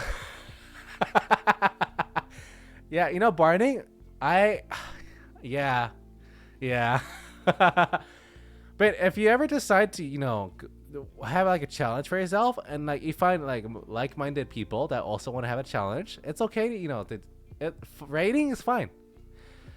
There's nothing wrong about having the challenge in a game. It's part of MMORPGs, right?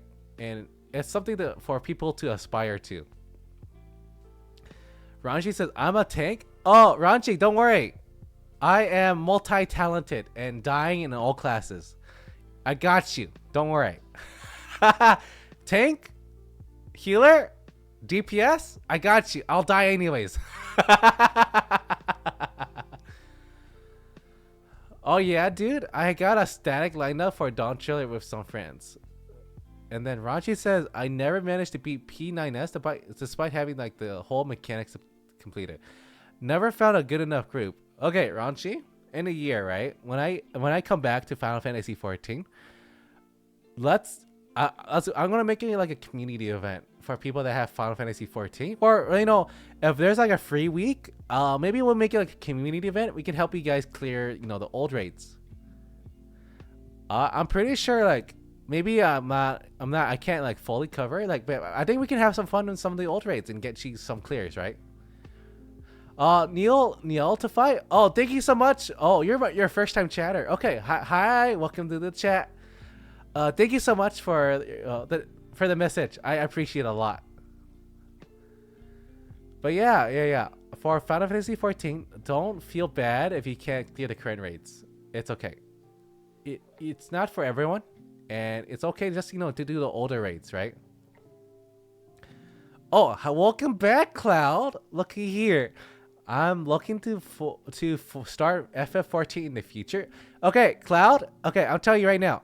I'm coming back to 14 in a year. I'm still a little burnt out from Final Fantasy 14. If you weren't, I don't know if you were lurking or not, but I had like 5,000 hours in like 2 years in the game. So you got like a year to catch up. Yeah. You have a year. But if you have any, okay, Cloud. Oh wait, Cloud. I don't know if you. Okay, hold on. I have this on copy paste. Here's my Discord, by the way, Cloud. If you have any questions about Final Fantasy 14, you can ask in my Discord or DM me. It's okay. I can still answer some stuff about Final Fantasy 14. Oh, but if you haven't already, just keep in mind before you buy the game, there is something called a free trial, right? You can okay. Hey guys, did you know? Wait, let me get the copy pasta real quick. Wait, 14. Did you know? All right. Did you know? Oh, let's see. Here you go.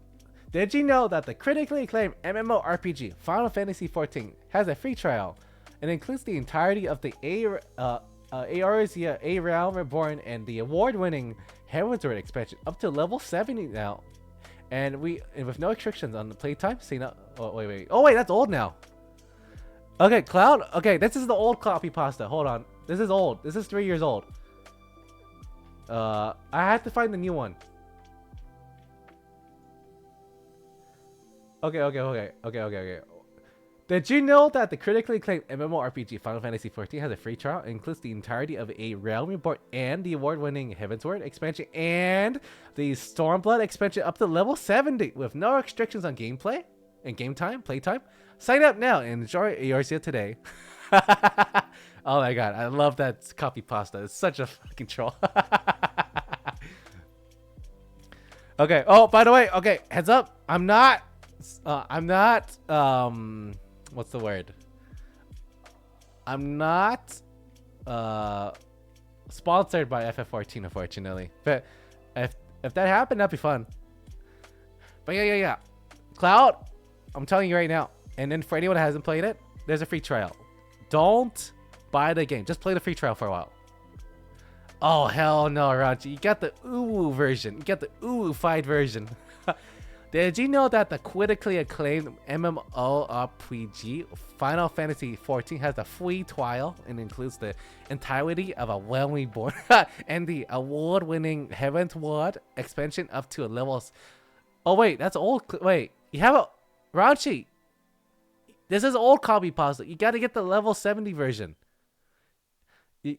Come on, man. I'm not finishing that. You got to get the level 70 version. Ooh, speak. Oh, wait, Cloud. Okay.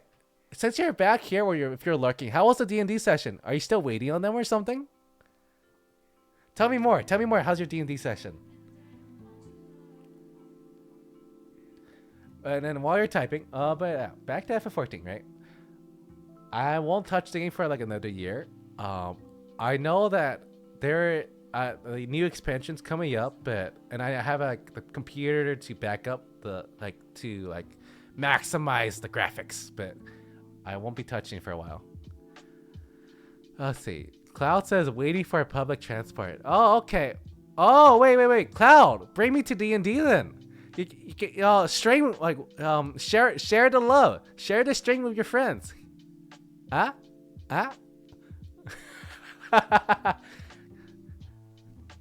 Come on, I'm lazy. Oh, come on, Ranchi. You know you have to do it.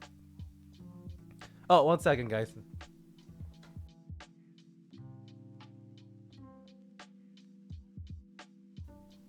Okay, I thought I was about to sneeze.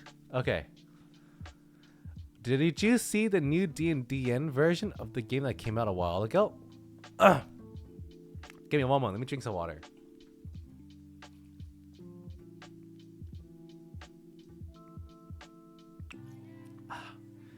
Oh, fudge. Damn you, Ranchi. I should have seen... Okay. You got me. Oh, crud. I should have seen that one coming. Oh, man. Okay. Well, hopefully I'll see that one coming next time. Got him. Oh, my God. Can't believe he got me. Jesus. Okay. But enough talk about Final Fantasy XIV. There's some other games I've also played, right? Okay. Here. Oh my God. I can't believe I didn't talk about this. So I know you guys know about me saying I play Dynasty Warriors, right? And I know you guys heard me talk about Final Fantasy. But you guys know I'm a Dragon Quest VIII junkie?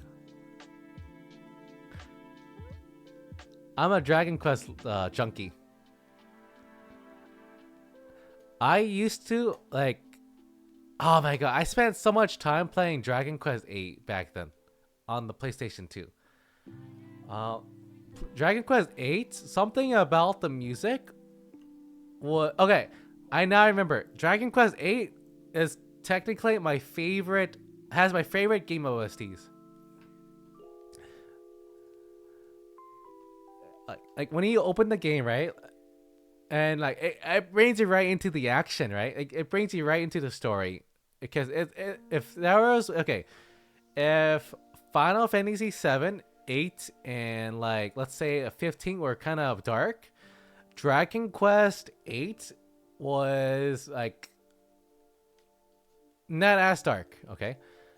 But the themes were much more mature, right? Like if you play the game again, or if you ever have the chance to play 8, you would start realizing a lot of the inside jokes in the game were more adult themed. Okay, see ya, Cloud. Enjoy the lurking. I hope you have a nice bus trip. And then Ranchi says I have only played Dragon Quest 11. Oh my God. Okay, Ranchi, I have Dragon Quest 11, but I never finished it because right around the time I was playing it, that's when I started getting really busy. So I dropped the game. But I'm hoping that maybe later in the future. Not right now, because I want to finish some of the games that we already have right now. But I'm planning on having a DQ11 playthrough, right? I think that's gonna be fun. I might like restart from the beginning, just so like we can like experience the Dragon Quest adventures, right? Because it's a really fun. It's really fun. Like Dragon Quest in general, or like Akira Toriyama's like monster designs are so iconic that even if maybe like it's not my favorite game, right? Like let's say it's not like Helldivers 2 with the cinematic explosion, right? Or Dragon Quest, or Final Fantasy 7 with the materia system. I'm thinking about going back to Dragon Quest 11 and then streaming it all for you guys. Unfortunately, I don't know when the heck they're ever gonna add Dragon Quest 8 to Steam. I'm still waiting to this day on the port for that game, because I would love it if I was able to play some of the soundtrack from that game and let you guys listen to it. We might warning, right? We might get stuck in one spot because I'm just there vibing at that point, right? The game music is so good, like I might just stand there just because the music was that darn good, and I'm just gonna just sit there and go, this is great. Like we might be standing for hours in one spot. And I'm gonna apologizing in advance. Yeah, we might oh god, Dragon Quest 8, so good. But enough talk about games. Enough talk about games. I know I talked about Street Fighter 2 and 3, Dragon Quest 8, Final Fantasy 14 in particular. But what did everyone eat today? I've been like eating really healthy. I've been eating like cottage. Okay, for the past like 4 to 5 days for breakfast, I've been eating like the same meal. I've been having like cottage cheese with blueberries and like +1. So like the +1 being like another fruit or like a protein. Make sure to not get stuck too much, or else Henry will have to fire you.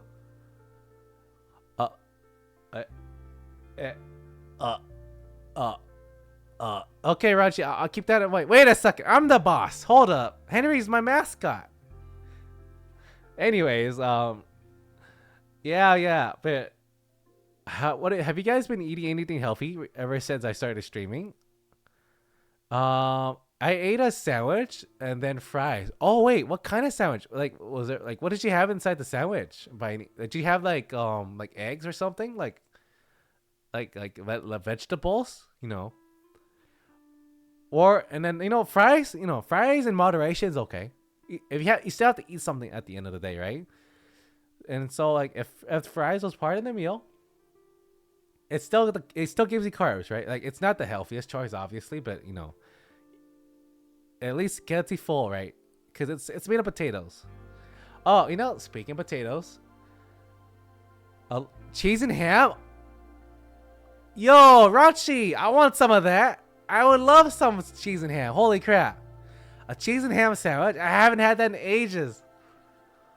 Oh my god. Okay. I don't know about you, but like, as a kid, I love. Okay, even to this day, right? My guilty like pleasure foods, I've never changed. I have like a kid's taste still. I still love like mac and cheese. I still love like mashed potatoes, and in terms of like an Asian style sandwich, like right, like with the sides cut, I still love like a ham and cheese sandwich, Asian like triangle sandwich style cut. No chocolate. Okay, Rax, chocolate milk was only a thing for me when I started going to school, right? Chocolate milk at home. I didn't really have chocolate milk at home. I had milk, right? But chocolate milk wasn't a thing until I went to school. Cause then like chocolate milk was like part of my every breakfast, right? Oh, but you know, thinking about it, oh my god, the stuff I ate back then in school was so unhealthy.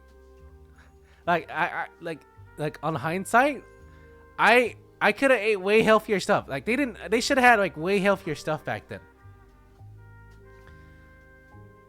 Let's see. Oh, the sandwiches I have are bread cut from baguette. At least the perks of my country, I guess. Oh my god, Ranchi, that sounds so fancy. A baguette with cheese and ham sounds so damn fancy. Once you add like just that like bread type. Okay. So for me, right? We had toast bread. So I had like the square cut, or like or in this case, triangle cut, sandwiches, right? And it'll be filled with okay. I had like Kewpie mayo, like Japanese mayo, right? I believe that's what they used because the mayo was kind of sweet, and it had like some kind of cheese. I think it was probably American cheese, and then ham. Well, I mean, okay, look, Ranchi, to me, compared to my food, your stuff sounds super fancy already. Like at home, I'm just eating like cottage cheese with blueberries and like more fruit, like for breakfast. So, I can't imagine me going to a store right now and getting baguette bread. Okay, I don't know. Let me know if I'm butchering the how to say that bread right name. But that isn't as common to have. Most people for here, like here, we mostly get like the sandwich bread. Like like the pan bread. That's what we usually use. But as a kid, right? So other than the Asian stores, like the Asian bakery stores, I would probably have had to make my own peanut butter and jelly sandwich. Because my folks at home used to be really busy, right?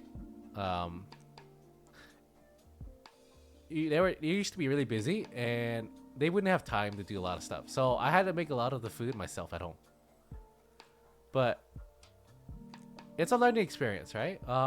Learning how to make your own food and understanding like nutrition was probably a game changer for me. Yeah, I know. Bread in America sucks. I lived in Canada for a while. Yeah, Rashi. Yeah, our food sucks. Oh, okay. To be fair, Ranchi, not all our food sucks. Just most of them, right? I'll still say like I still got some good stuff. Luckily, right? We still got steak. We still got barbecue, and we still got we still got at least in my state, In-N-Out burgers, right? California, In-N-Out burgers. We still got some good stuff, right? I'm not dead on the inside yet, just yet. Yeah, but some stuff as a kid, I wish I kind of knew what I knew today. I would have had no idea that eating a chocolate muffin, like a chocolate chip muffin, was bad for me. Interesting. I still have problems with bread in Canada. Okay, so here's the thing, guys. When you guys get bread, do you guys get like the supermarket bread, or do you guys go to like a actual bakery? Because sometimes I don't know how to put this. Sometimes like I can't afford going to the bakery, so that's why I use like the supermarket bread. Because one, like it saves a trip, and then like two, it's just much cheaper, right? With bakery, okay, Rax. So that's good. Because bakery is a lot better. Fun fact. Okay, it's a little bit more like adult talk now, right? But if you guys ever look at I don't know if it's different for Canada than it is US, right? But in the US, you're required to like put everything used in the bread as part of the ingredients, right? So when you look at like the label and at bread, right? Like let's say like Wonder Bread, right? Like if you look at it, you see like 50 different ingredients.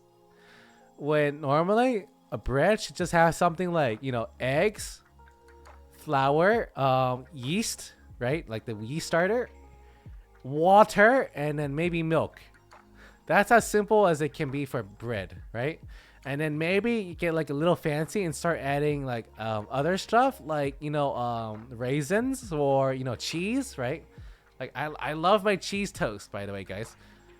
But yeah. Like, man, it's kind of getting harder nowadays to figure out the difference between what is actually like healthy food and food with a lot of filler, right? That's what I'll call them. Like maybe like the filler stuff won't hurt you, but it's kind of scary when you have like 20 ingredients that you have no idea what the hell it is. Yeah, but okay. At the end of the day, right? I know like why they do it. I know that it's for preservatives, right?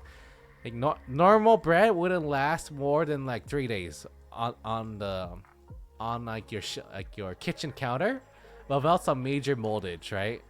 But fresh bread is so good, right? So if you can like get fresh bread and then and eat it bread in moderation, that's such a good feeling.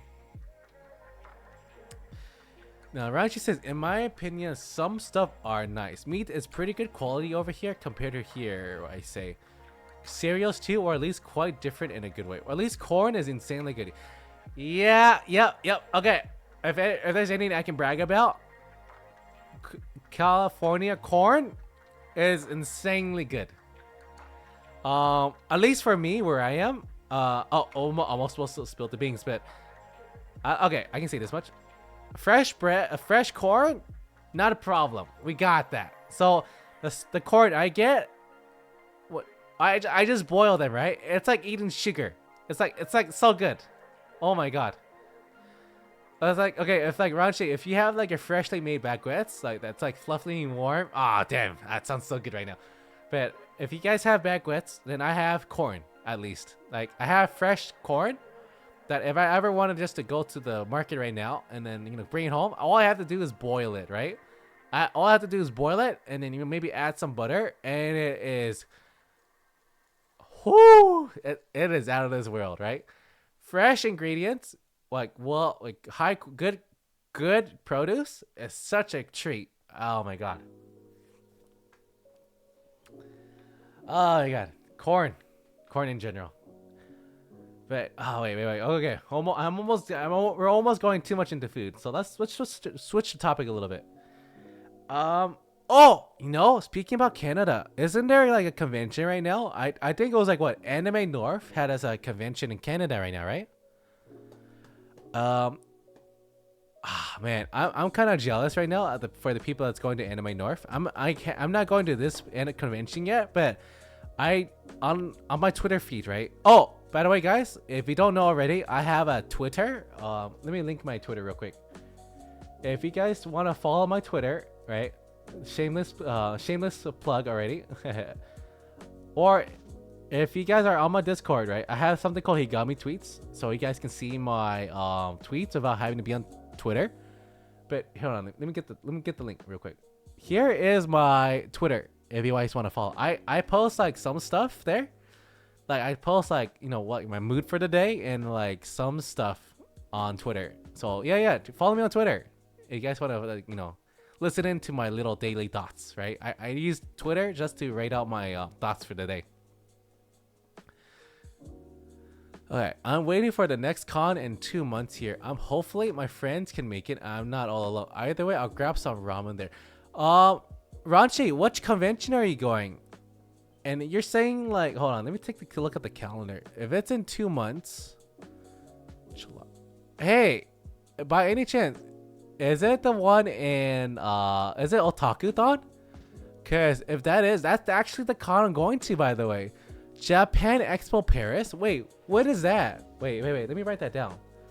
That sounds really cool. What city is that in? Oh wait, Paris. Okay. I thought I was getting Canada. Oh my god. My bad. Okay. Enjoy your break. And hope you have like a good snack, Snaggy Cat. But yeah. Oh my god. Okay, Ranchi, I have another friend that's also in not Japan. But in Paris. If you go, right, hey, you gotta show me, man. You gotta show me some pics. I want to see what the Japan Expo in Paris is like. I want to see everything, right?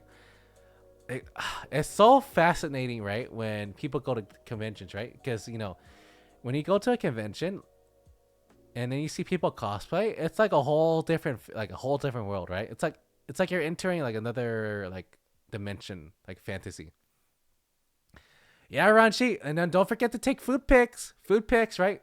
I know the food in the expo is gonna be like exorbitant, and it's gonna cost you a kidney, right? But if you do get any food, take photos, right? Get some food pics. Oh, you might have the food pics from last year. Okay, hold on. Let me double check my Discord real quick. Let's see. Do I have it? Okay, other. Okay, Raunchy, in my Discord, I have food pics, like food yippee, yippee, in the other section, yeah, right? So yeah, feel free to post your old pics of food, right? You got some takoyaki? Oh, hey, Raunchy, speaking of which, did you know that I know how to make takoyaki at home? I have a specialized takoyaki pan just so I can make takoyaki without me having to leave my house. And like, oh my god, you have no idea how easy they are to make. As long as you have the pan and some flour, right? The toppings are like up to you, but if you have like all of the ingredients, it's so easy to make. You just have the pan was just pretty much the hardest part. But yeah, takoyaki is like really cheap. Okay, it's really good, but oh man, come on, man. I want them. I know too, but the pan is impossible to get here. $100 for just the pan is just too stupid. Holy moly, what the hell? That's such a ripoff. At best, they're like what, 20, 30 bucks, depending on the stores, right? Like you don't have to get like the big pans. Just get a small pan, right? It's not like you're eating like 100 like takoyaki pans or something, right? Like just a small pan of like 16 will do. Holy moly, $100? That sucks. But yeah, I hope in like in the future, right? Like maybe you'll find some discounts, but because the small one are $100.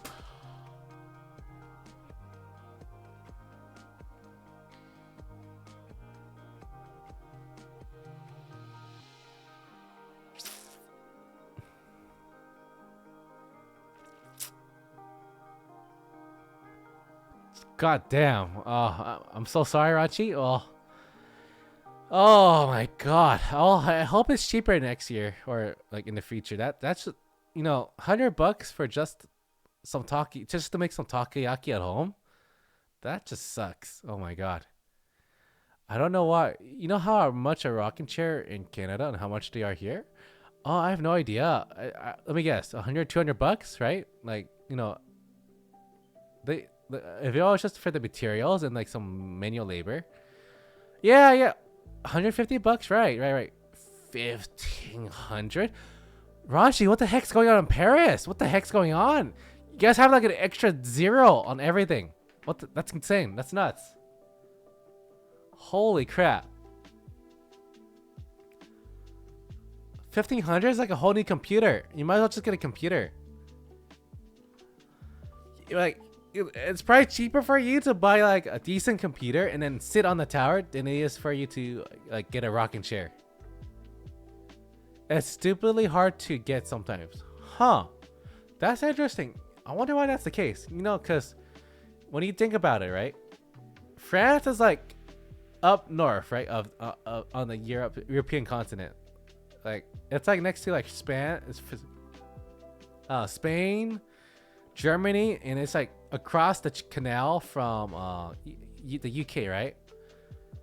It just costs a lot for some reason. I don't know. You would think that the middle of like France being in like such a tactical location on Europe's like the continent would mean that imports would be cheaper, but I guess like I don't know. That's weird. I gotta look into that.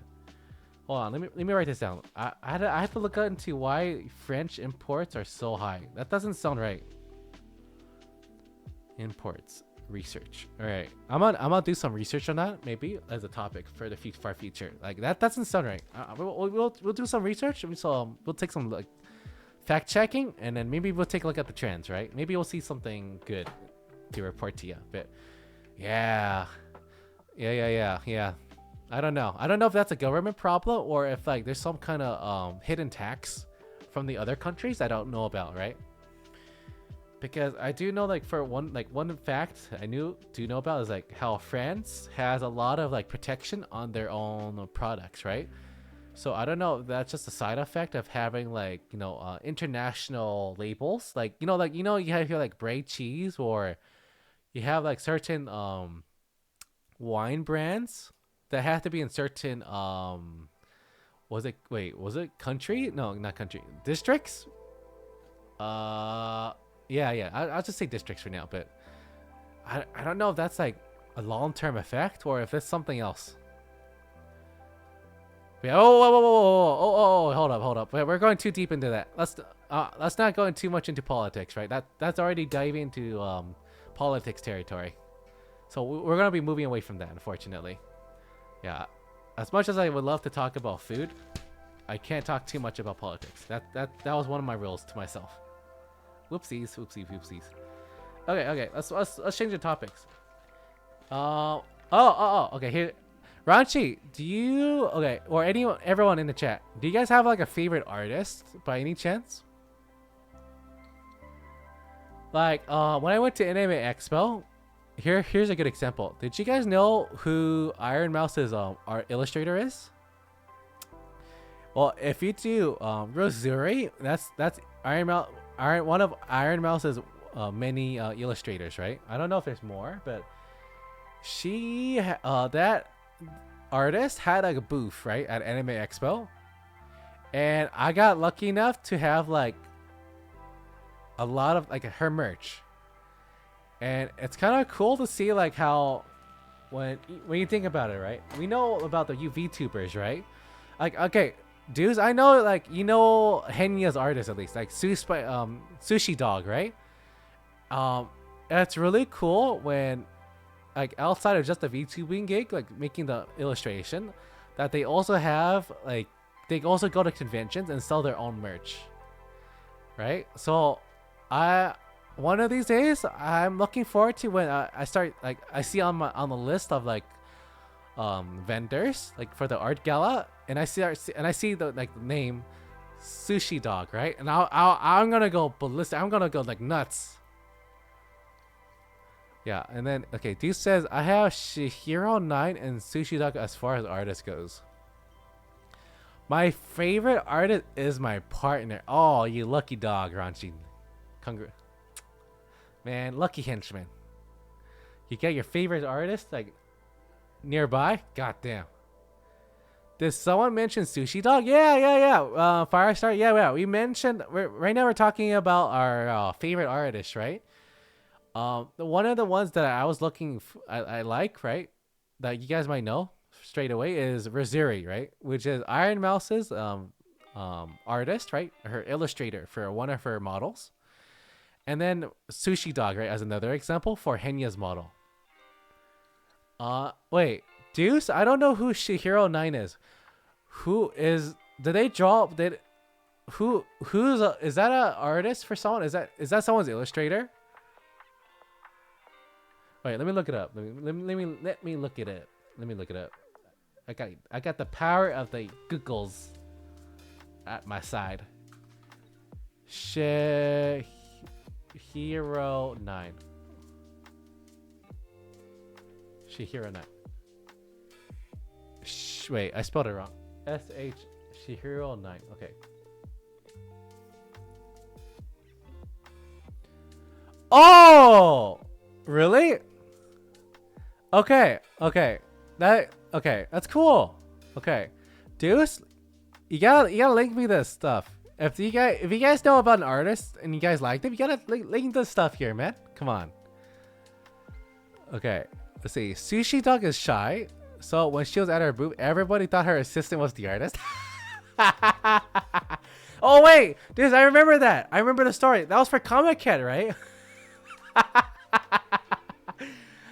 Oh my god. Well, I mean, okay. It makes sense though. Like, she's normally.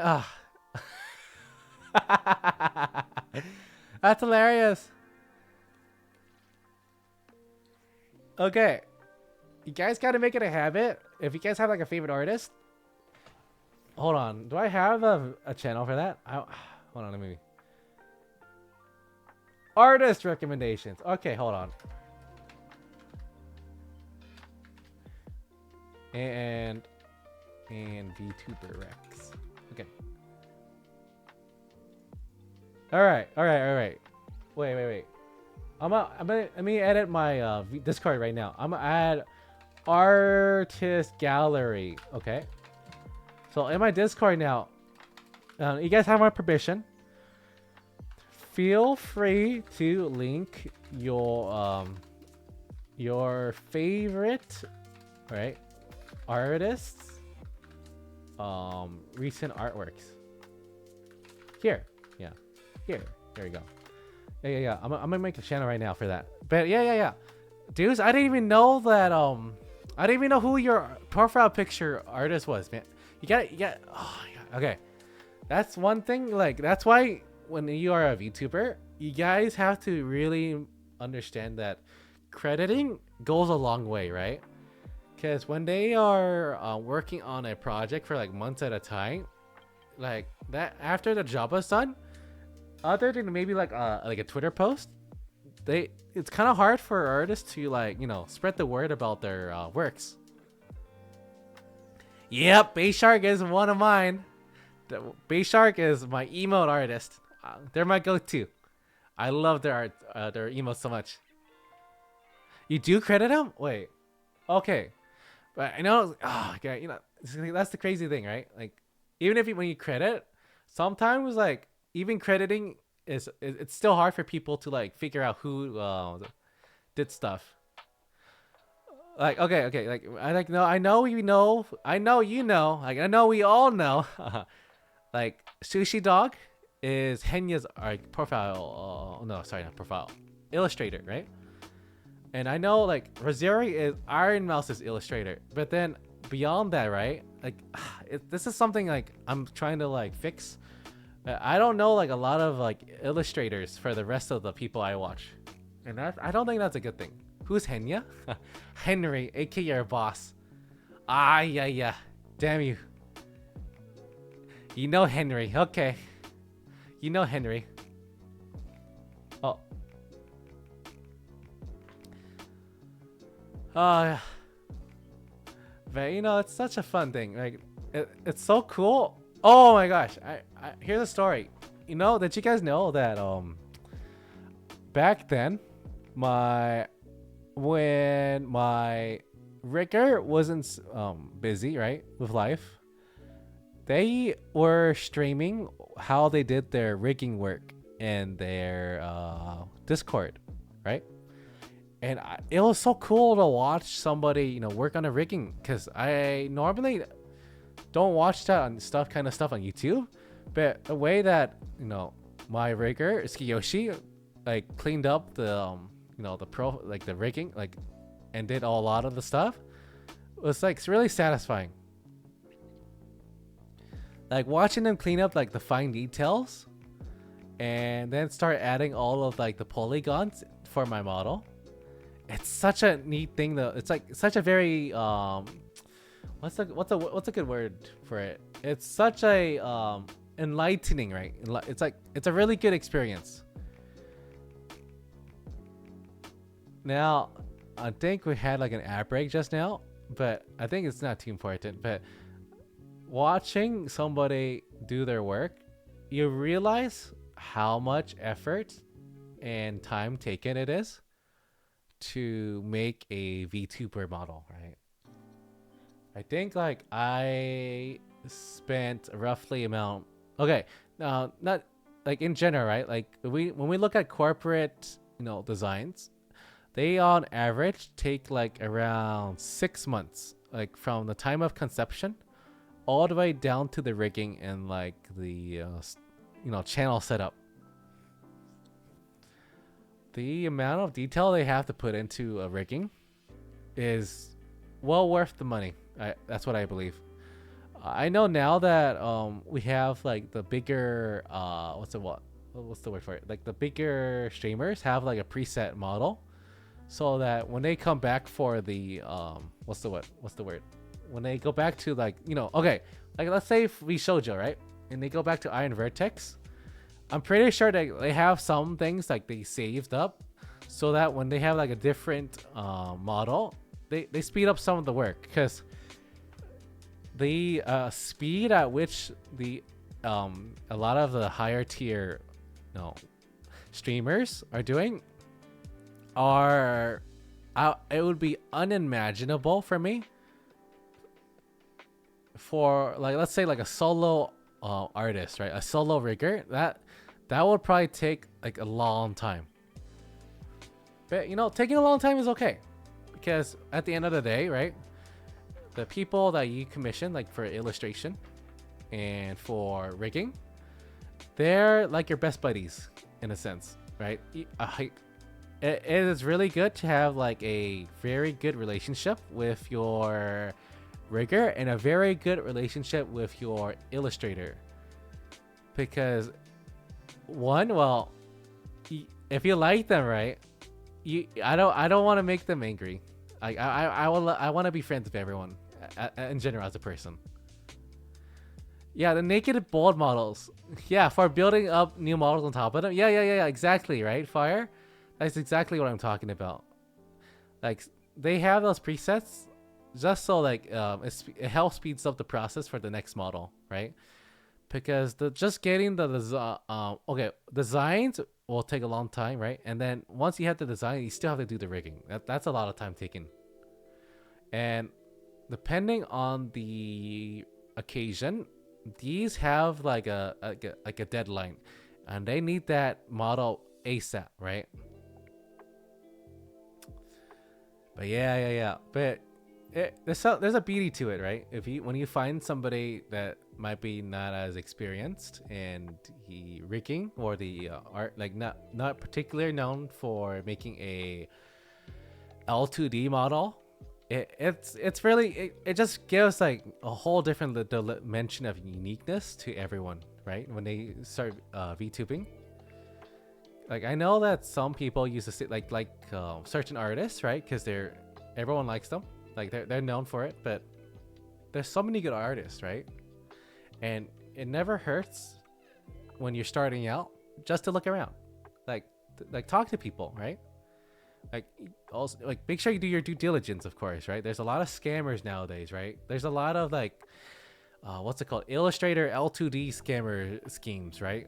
Lurking around on Twitter and Discord, right? Joining all the big, all the big Discords. But it's fun when you can find somebody and you know that they're gonna follow through, and when that happens, like, magic happens. Oh man.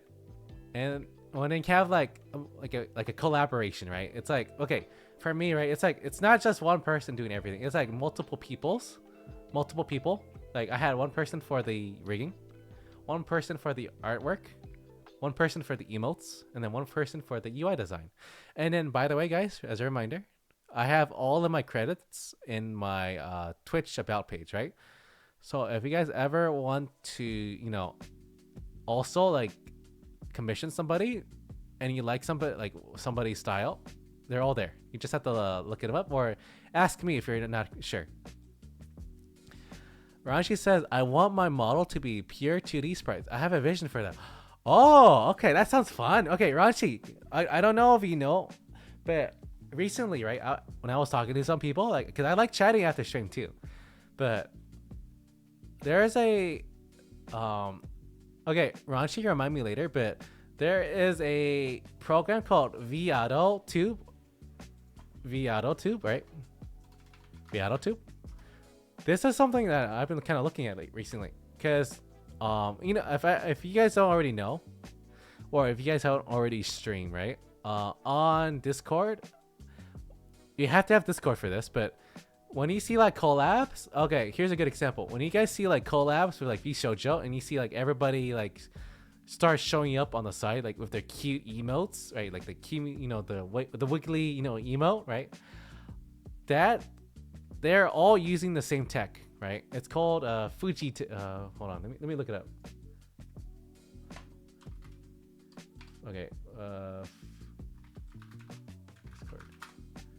Fugi. Okay, it's called Fugi Tech. Yeah. Fugi.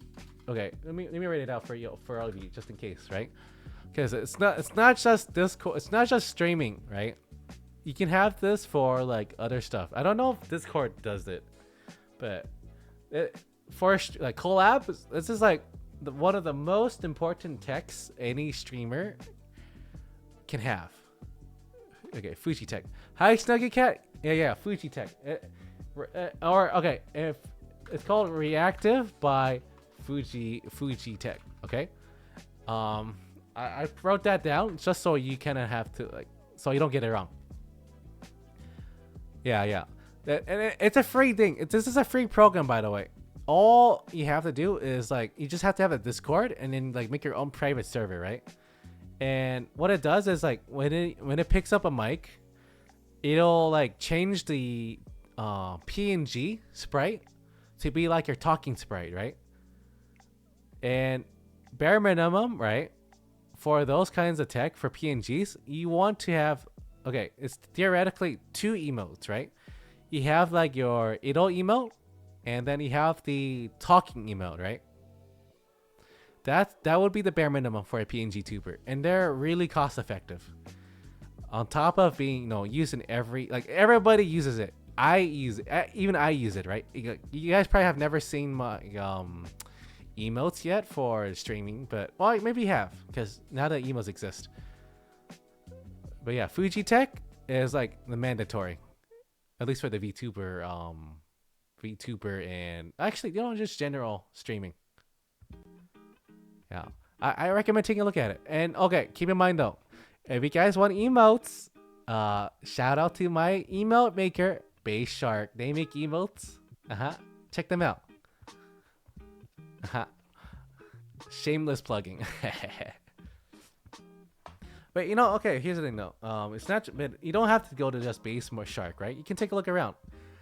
Emotes are, there's like, everyone has a different style and everyone has a different preference, right? I remember talking to someone, I won't say names, but they were asking about, they were telling me like what they wanted, and I was like, oh, perfect, I know exactly who you want, because I talk to a lot of people, and at least I try to, right? And I when I see somebody's art style, I write it down, or I like memorize it, and if somebody ever asks me about like a certain style and I happen to know, I directly like tell them, hey, this artist right here, like Base Shark right here, right? They got good emotes. Check them out. They could probably do what you wanted. But yeah, yeah. But bare minimum, you need 2 emotes, right? So if you ever want to do that, that's your bare minimum. And then after that, you can do whatever you want. Paper Mario animation. So yeah, here's the thing. You can do that. Yeah. That's still like 2 emotes, right? You have like one animation before the talking, and then you have like the next animation, right? I think there's even like animated talking, right? Like when you're talking, you can have like animated emotes, and it will just start moving while you're talking. Like the best like example is like the wiggly, the wiggly, when they're talking it starts wiggling, and then when it doesn't talk they just they just stop moving. Yeah, that's the same tech. It's still just using a like PNG and an animated PNG emote for the same tech, right? Okay, now let me take a look at my next agenda. I have an agenda, guys. I write these things down. I literally like exercise and I write down like random thoughts in my brain. Toggles. Okay. So Ranchi, I recommend taking a look at Fuji Reactive, right? Like, but I remember on that, if you have like, there is like you can add up to 4 different emotes. I think there might be like a toggle for just having like muted, right? For just being muted, right? Like if you're muted, I think there's even a toggle for that. Like here's an example, right? You have like the idle emote, right? And then you have the the talking emote, and then you have the like the mute button emote. Like you're like muted, right? Like you're like asleep kind of thing. Like like you're like asleep, or you're moving around, or just like you're You just add a ready stance. Like I think there's like up to 4 for Fuji Tech. But if you want to go a little bit more advanced, right? Or like you want more than just those 4 emotes, there's another thing called Viato Tube, right? I don't know if I typed it in, but Viato Tube. This was something I saw recently that somebody told me about, because they told me how like their profile picture, or when they streamed, they had 24 different kinds of emotes for their PNG tuber. Oh, but let me drink some water real quick. Let me hydrate.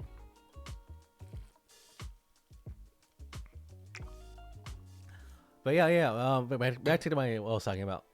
That person in particular had 24 different emotes to showcase the full expression of, and to really highlight that a PNG tuber, it can be just as expressive as a LTD VTuber, right? Like I don't have 24 expressions, right? But that PNG tuber does.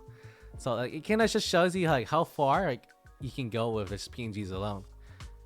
Yeah. Ranji, check it out. Like check it out. I don't know if it's free right now, but I think like that's a good starting point just to like understand one of the mini tools for how to be a PNG tuber. Okay, let's talk about this. I think there is also other avenues of LTD, right? And what I've been seeing, right? Like what I've been observing, I've been seeing a lot of people go into different programs, right? Because I know that you have to pay like a flat fee to use VTube Studios. And that is what most people use, because it has one of the better trackings, right? Like if you incorporate it with your iPhone, like you see how I'm moving left and right, that's all iPhone tracking power on top of YouTube Studios, like clean background. And then it's just the industry standard. But there's also like other programs that's been trying, like there's like other programs, right? Just so have a different type of formatting.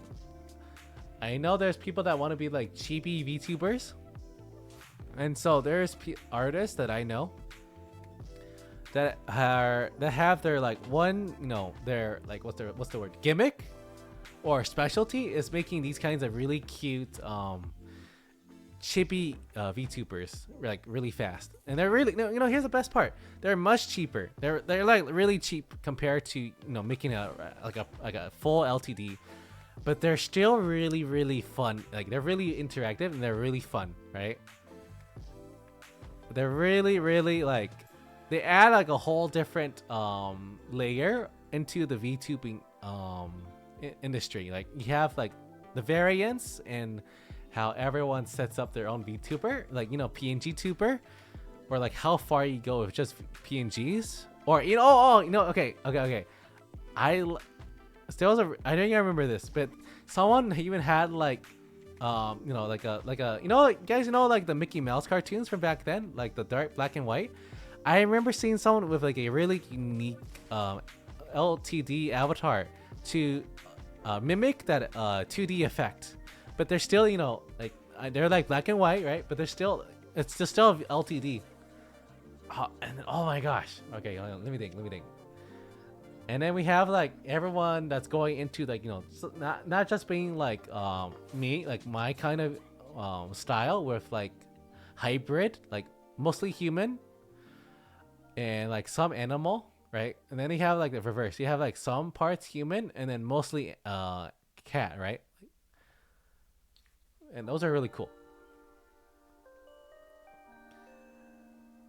Oh wait! But oh my gosh, I was about to talk about something else, but I have, there's like so much information about VTubing that I learned over the past 6 to plus months that there's a lot of things to talk about. But alrighty, but speaking about VTubers, Cloud, are you still there? Cloud, are you there? Jingle jingle. Ring ring. You there, Cloud? Okay. Oh man. Okay, I was just talking if Cloud is here. Oh well. By the way, do you guys have like a preference? Okay, fun. Okay, random one. Really random one. They were busy today. Oh man. Okay. Wait, okay, but back to the topic. Back to the topic. I want to talk about this. Do you guys have like? Okay, here's weird, right? For me, right? When I'm at home, or like when I go out, I have like two whole separate sets, or like the way I dress, depending on who I go out with, is very different. If I go out with friends, and which is like once in like a year, I've been so busy, but I dress with like really cute anime t-shirts. Like I have like really adorable chibi animals, and then with like with some kind of funny, you know, catchphrase. And that's how I dress. Like a t-shirt, some pants, you know, comfortable shoes, and then like a jacket. And that's how I would like dress out. But then if I go to somewhere serious, right? I start pulling out like the button ties, or like the suit and tie, or you know, just collared shirts in general. Or you know, the polo shirts, right? Like I just dressed like it's like a whole 180. But the reason why I bring this up is because I remember that for some people, the way I dress, most people wouldn't ever be that casual other than being at home. I know that, like, for example, if in the US, right, if you know about Washington DC, like in that general area, it is a suit and tie area, right? Like that's the norm. Like you won't see people like ever be caught in like what's it called, like short pants and like a t-shirt, like vacation mode kind of esque, like attire. Because that's like the culture, right? Like most people that's in the Washington DC are there for business and business first. And it's such a different, you know, it's such a different kind of like culture, right? Because in California, I don't know about you guys, but like I wouldn't blink if my professor, for example, wore you know, sandals, right, to the lessons. Yeah, jeans and t-shirt every single time. Exactly. Because, you know, for me, I don't know about you guys, right? Maybe like you guys have a different philosophy, but if somebody can be, you know, comfortable, right, and it doesn't distract, like it's not like very distracting from like what they need to talk about, they can dress whatever they want. I think that's like that should be the way things should be, right? But I understand though, like you have attire because, you know, you want to dress up for, you know, special occasions, right? Like if you want to go to a wedding, unless the bride and gown, the broom and like the two lovebirds say so, you're probably expected to be wearing like, you know, suits or like tuxedos, right? But you know, I don't know. Getting like suits is so expensive, you know, and you know that maybe it's better for, you know, culture in general, just to be moving towards being more casual, like, or like at least if not more casual, more comfortable clothes. Because I don't know about you guys, but I would not want to wear a tux in 100-degree weather. It sucks. That sucks. I would like, a lot of people have their weddings in like the summertime. I hate tuxedos in summertime. I know like they have probably AC, but god damn it, come on. I had to wear my tux to drive in a tux to the wedding. I'm already fried. Like I'm gonna be like steamed chicken by the time I arrive at the wedding. Like I won't even make it. Maybe I won't even make it to the wedding because I'll be rotisserie chicken, fried chicken, boiled chicken, chicken soup, pan fried chicken, chicken nuggets, chicken battered katsudon, egg katsudon. I hate tuxedos in everyday time. Yeah, you know what? That's fair. That's true. I agree with you, Ranchi. You're right. I always wear sandals except during the summer. Yeah. Okay. You know like what I'm gonna kind of jealous of, and like compared to the people that's like live up far north compared to where I live, they get to wear like autumn clothing, and I don't. I If I wear autumn clothing in like under 5 minutes, I had to take off everything, and I'll be like sweating like a pig. It's not gonna look good. And so most of the time I'll be like at best like jeans and sweater, right? At the max, or like sandals with like a hoodie with something comfortable on. In high school, I had a teacher that would always wear full farmer, even in summer with 32 degrees Celsius.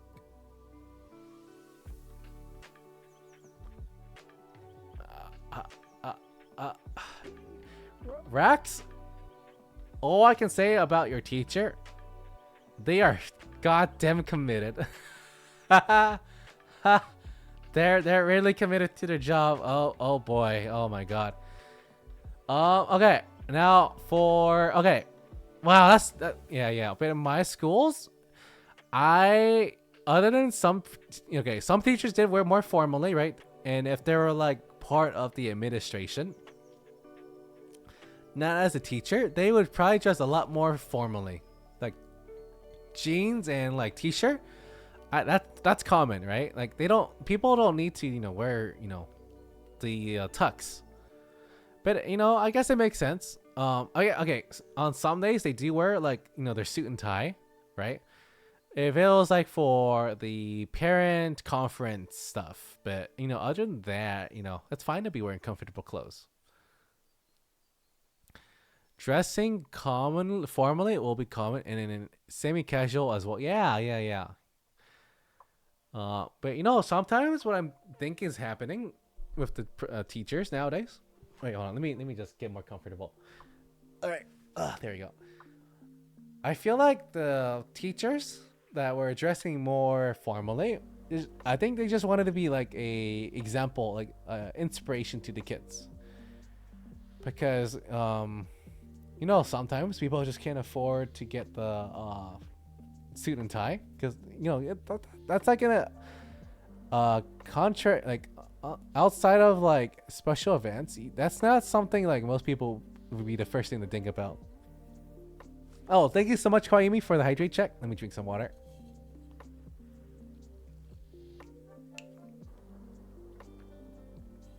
Okay, that's what I was saying, right? Like I think like thinking back on it, teachers, right? Like you just want to be like an inspiration to the kids, because ultimately at the end of the day, whatever those kids are out of school, right? That's like pretty much the last time that somebody, right, would have like formal education, unless they go to college.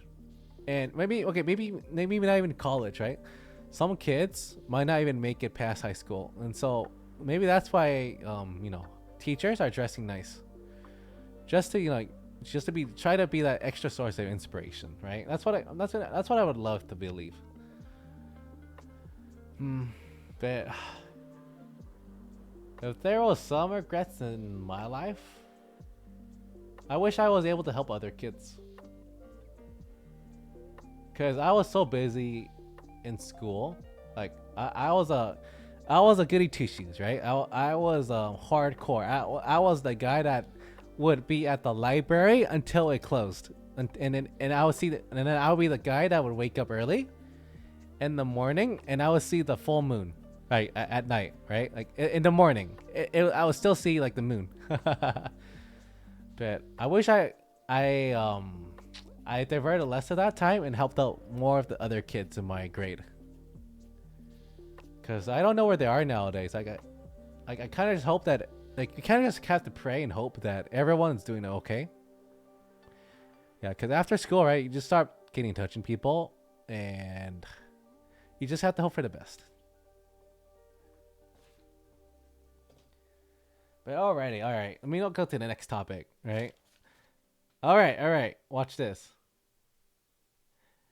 I know we're talking about Diablo 2, but have you guys played Diablo 4? And if you have, how do you guys like Diablo 4?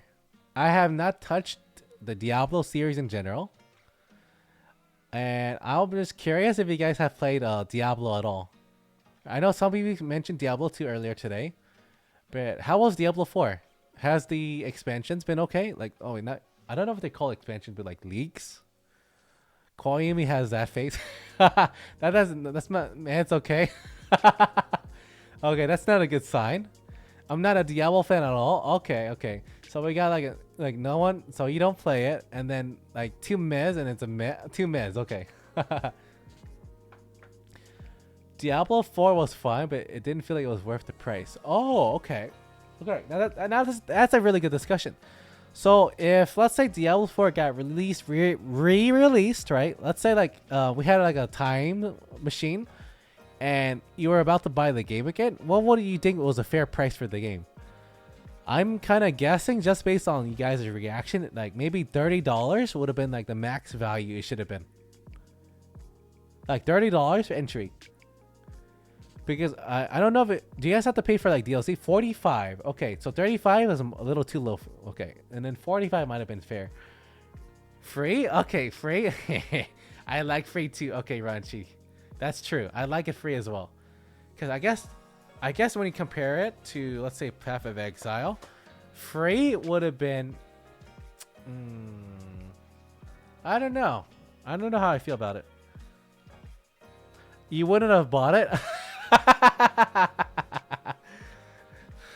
About 30 to 40. Okay, so we got like 30, 40, and then we have like 45. So we got like the 30s and 40s range. Okay, but definitely not 60, right? Wait, how much did Diablo 4 cost anyways? It was $60, right? Did you or is it something like wait, oh my god. Okay, I'll talk about it after this. But was it like $60? Yeah, I don't know. $60 was might have been a little steep then, just based on what you guys said. Because if we had a comparison, right? $45 or $40 was how much Helldivers 2 cost, right? And then look how much replayability it has for $45. On top of having good graphics and good, well, really fun, options. All right, let me snooze this. I want to talk about this. $69.99. I wouldn't have gotten it even if it was free. Not gonna lie, not my kind of game at all. I still regret buying that MMORPG that played the same way. What was it called? Okay. Yeah. Man, speaking about pricing, you guys remember about the Escape to Tarkov fiasco? I can't. That's hilarious. That was hilarious. $250 for something that should have been added to the game already. Yikes! That one was a yikes. Oh wait. That might be delving into hot topics. Let's avoid that. Oops. Okay, moving straight to something else. Okay, let me take a look at my little campaign. Was kind of fun. Okay, so at least the story campaign was good. That's good to know. Okay, so have you guys heard of something called Bakugan? If you don't know what Bakugan is, it's also, or if you maybe you're not old enough, but Bakugan was like a series, like an anime series that also came out with a game at the same time. And what they did was they made like a game where you kind of like rolled a like a 3D like I don't know ball, and then when it touched magnets, it would like spring out and then become a monster. Yeah. Thinking on it okay. Fun fact, back then, right? Little backstory. Back then, I had some really good Bakugan. I had such good Pokemon. Like even the kids in my grade, I think at one point somebody wanted to buy my Bakugan from me. Like they straight up said like, "Hey, I really want to buy your Pokemon. Tell me what price you want me to put on it," right? Because at the time, it was such a trend that everybody and their mother like wanted to get a Bakugan for their kids. Because it got to the point where like every nearby store that had Bakugan were sold out all the way up to like Christmas. Wait, 360? There was a game for it? I never got into Bakugan, I think. When everyone was still playing with them in Beyblades, I was still very much into regular marbles, LMAO. Oh! Okay, so Ranchi, I guess I'm like half, like you're in your... I understand what you mean. I got Bakugan, but okay, here was the problem. After I got the Bakugan, right? And I was like, oh, hey, guys, let's go play the game, right? Okay, I think this was where it just stopped, it just died completely, right? The problem was that the rules are really strict, right? So if you messed up and you messed up the rolling and you got your like Bakugan on like the wrong card of, then you're kind of screwed, because the game wouldn't let you like redo the roll. And in a sense, like that game had a kind of like a little skill barrier, you could say, because like first you had to have the Bakugan, right? That was the that was also one hard part. But then two, after you had the Bakugan, right, and you had maybe some of the cards that came with the Bakugan, you had to have been skilled enough to be able to roll them right into the cards. And I think that's when I decided, it was like, man, this game kind of sucks. And I think that's when everyone realized that trying to play the game was such a pain in the ass. And then I think that's what killed it. Like, that's one of the many reasons. I don't remember the anime though, right? I remember watching the anime a lot, but I feel like at some point I just stopped watching, and I don't remember why. Yeah, but what did you guys if you guys remember still, right? Do you guys know why Bakugan died off? Was it just because like they didn't have like a follow up, or was there like another reasons? Because I never like looked back to just check on Bakugan, right? Because afterwards I basically just went into like Pokemon. And like what was it, Yu-Gi-Oh, like Yu-Gi-Oh cards. And okay, no Pokemon cards for me. That would have been too much. But yeah, hold on, I want to talk about this more. Snooze. Okay, now, okay, the Xbox game was really good. It sounds like you answered your own question. Yeah. I'm just thinking to myself that I think that might have been the reason, right? But if there was a different reason, yeah, just let me know. Just let me know about the Bakugan thing, because I feel like that was the main reason, right? Like, it wasn't really fun to play, like IRL. But maybe there was a different reason that I'm not aware of. Ranshi says, I grew up with Yu-Gi-Oh. Now that you mention it, how did it die? Yeah. And then Snakeka says, you grew up mainly on the Wii. Yes, a fellow Wii enjoyer. Yes. I love the Wii. I love the Wii so much. Okay. When I got the Wii, right? Guess what was my most favorite game? Guess what was my, like... Okay. Okay. First, I'm gonna ask, what would you guys think would be my most played game when it came out? And then afterwards, right? Like, that's question one. And then in question two, right? What do you guys think is my favorite Wii game? There's technically no wrong answer. And I did not get to play that many games in reality. But I'm curious. Oh, now while I let you guys write, like, your answers, I'm gonna read the chat again. Higa, give us your childhood crush character now. Huh. Okay. Both Nexus. Okay. Let's go with single player. I'll give you that. I'll give you a hint. The games I played were single player. They were single player capable. Bakugan Battle Brothers was the game. No, I didn't play that. If that was your Wii game, guess. Exile of Path. if Path of Exile existed on a Wii Sports game, I think I would die on the inside. Could you imagine how many movements I would do for the clicking alone? Oh my god. I think I'll be so like my wrist would probably be like the size of my like thighs from how much like movement I'll be doing. Smash? I didn't have Smash. Oh crap! I don't have Smash. I actually did not play a lot of Nintendo games. A Legend of Zelda. I did play Legend of Zelda, but it wasn't my favorite Wii game. I did play one, but it wasn't my favorite. Pokemon Battle Revolution. Okay, Ranchi. For your information, I did not play Pokemon games outside of the Nintendo DS and the Game Boys. Right? I played all the Pokemon games I played were only on Nintendo or Nintendo DS Lite, like the Game Boy's Advanced stuff, right? Okay. Now, okay. Ranchi, let me think about your question real quick. My favorite childhood crush. Holy moly. Okay. That's a hard one. How far back are we talking? Because if I was to pick one, okay.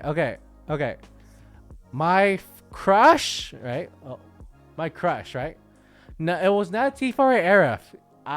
Okay, they like maybe later on, but they weren't my first favorite, right? Okay. I had my favorite was Love Hina. Love Hina. The Hina from Love Hina. If you guys know what that anime is, that was probably my anime crush. I have at home the entire Love Hina anime book series. And speaking of which, right? You know what I also kind of enjoyed from the same author? The Nejima series. Cause okay. One, as a kid, right? I enjoyed the fan service. I like the fan service a lot. Like I knew what he was doing. He knew what he was doing. But yeah. If you know what I'm talking about, love Hina. But that the author knew what he was doing. Back then, right? If you guys were tuning into my other streams, oh boy, just a heads up. Okay. Before I talk a bit more about Love Hina, I'm gonna go get some snacks real quick, and I'll be right back. Okay, I'll be back in like a couple minutes, so I will be right back.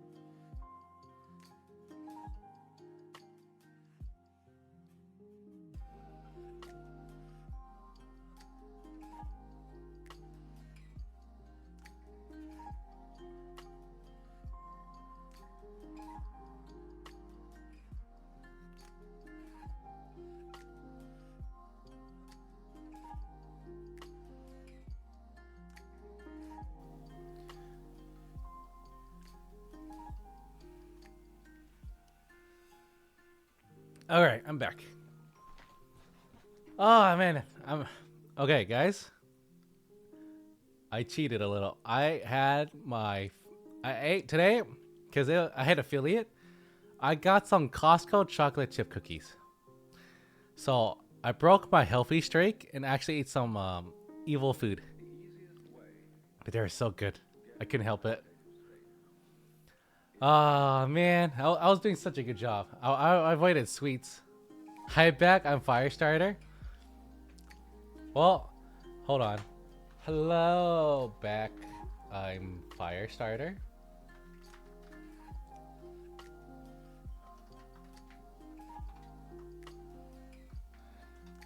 I'm Higa. Wait, hold on. Let's see. I'm Higa.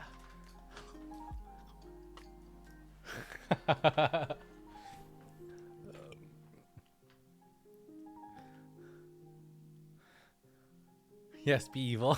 A counter. Okay, okay.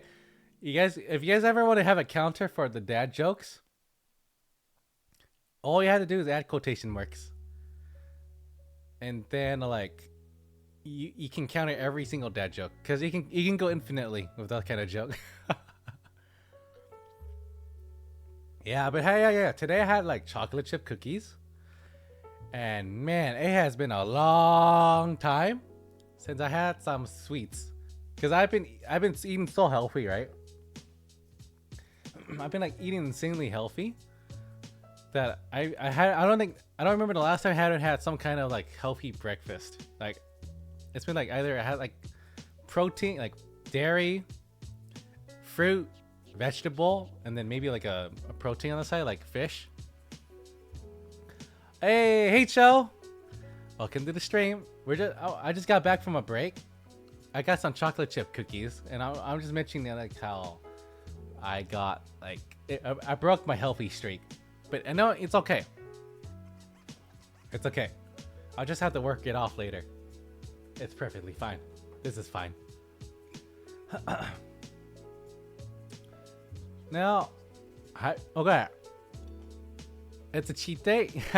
Yeah, it's just a cheat day. Now, have you guys? Okay, I know we're talking about Studio Ghibli, and I know I did tell you guys about how at some point they were affiliated with Disney, right? Like they were partnered with Disney to like have them in the movie theaters, basically, right, in the US for like a global release. But what are you guys' like favorite Disney movies? My Disney movie that I love the most is I think I already said this actually, but I love Ratatouille. I think out of all of the movies, even like I guess Pixar. Wait, hey, do you guys consider Pixar movies as their own category, or would you say Disney is a separate, or would you combine the both? Because if I say Pixar, right, that means I'm talking about when they were not connected to Disney. We don't have chef rats in French restaurants. Really, Ranchi? Are you telling me that you don't have a magical talking rat that can control my head? Wait. No chef rats. Oh man, okay. But okay. Now let's compare. Okay, if you guys watch Ratatouille and you guys seen like the last dish, right? I won't say what it is, but when I saw the IRL version of it, I was kind of like, wait, what the fuck is this? Because the way they presented it in the movie and then what it actually is, I'm like, wait, what the hell is this thing?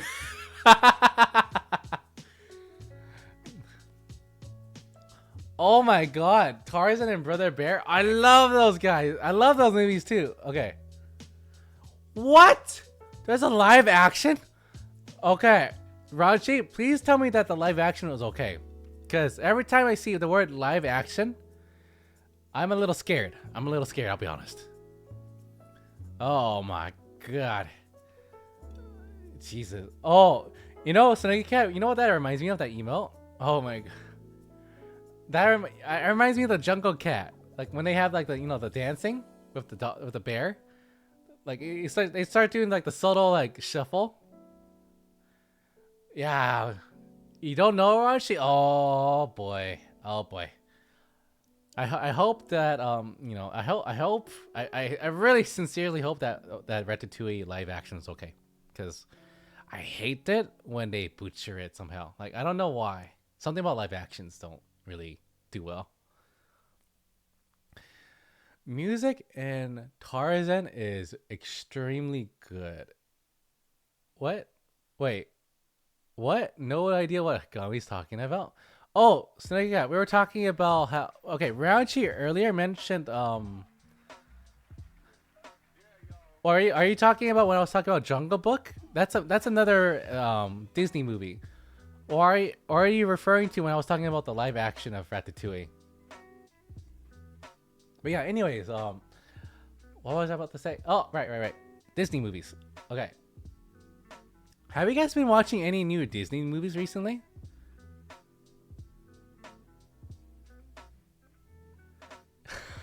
You guys get. You don't have to listen to Higami. Just look at Henry, and you'll get all the answers you need. Yeah. Okay. No problem, Snuggy Cat. Never mind then. I was just thinking about like, um, the action. If you watch Jungle Cat, the way they move is like every movement in the movie, the Jungle Book, is very close to like actual dancing, and that's why when I saw your emotes, I was just thinking about how the dancing kind of just reminded me about all the animation in the Jungle Book. Yeah. Let's see. Sleeping says I'm so lost. Okay, so I'll keep going then. But back to the movies, right? You guys have not watched any new movies in a long time, and honestly, I'm in the same boat right now. I haven't watched a lot of and I don't even know what the newest Disney movie is. The last movie I watched was the Mario Bros movie. It was great. Oh, that's really cool, Rashi. Wait, I haven't got to watch it yet. Didn't they have a certain Deadpool? Didn't they have Deadpool's voice actor? Voice Mario? I think that's all I remember. And then Sleeping Nexus says, I watched Dune Part 2 recently. Oh, okay. Nexus, I have a question about Dune. I know that the book, right, the series, is like a trilogy, but is the movie just like based on the first? Do you know if you do know, is Dune based on just the first book, or is Dune 2 based on it's like one movie per book? Ranji says, I watched the French version so I didn't have to endure the poor English VA work from Mario.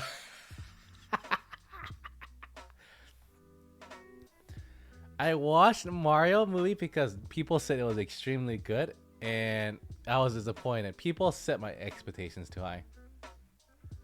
Not sure about the pacing, but they're making part 3. Okay. So I guess maybe okay. So Dune they just broke it into separate movies. Okay, I get it now. French VA did an insane job on it, by the way. Oh, okay, Raji, I'll keep that in mind. Hey, did you know that Phil Collins sings the German, English, Italian, and Spanish soundtracks? Wait, hold on. Let me look up who Phil Collins is real quick. That looks really familiar. Wait, on Tarzan? Oh, shit. Schnizzle. Okay. He sang all of it?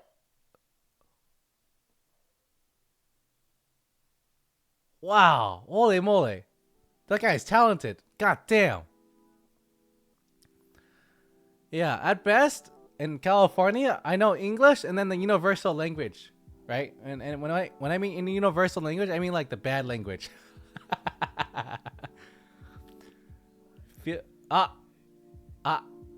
Damn, you got me again, Rashi.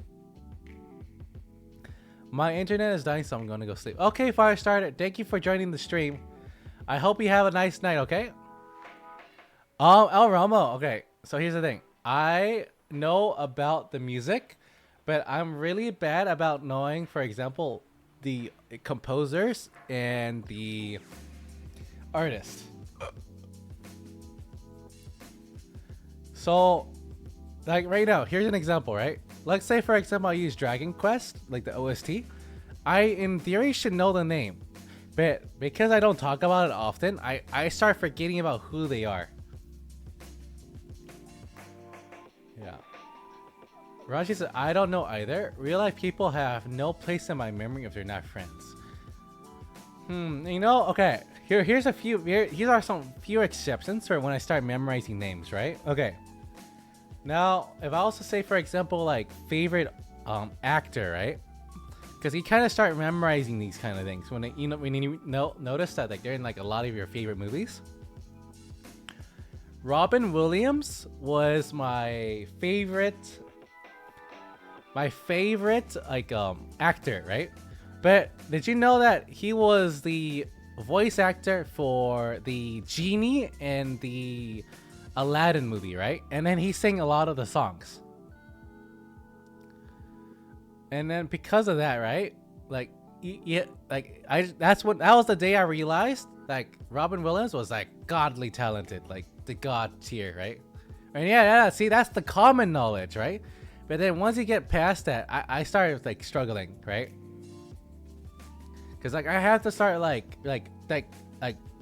what's the word for it? I have to literally like get a stamp and then stamp my head with the information, and I still might forget. Yeah, my memory's kind of bad. My favorite actor was whoever played Malcolm from the TV show of the same name of guess. Oh, nice. Okay. Huh. Okay. Okay.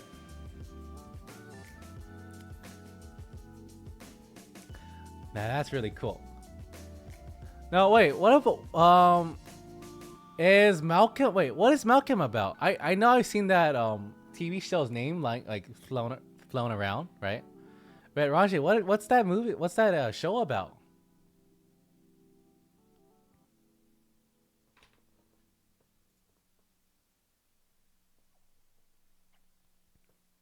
All right, let me get some water real quick.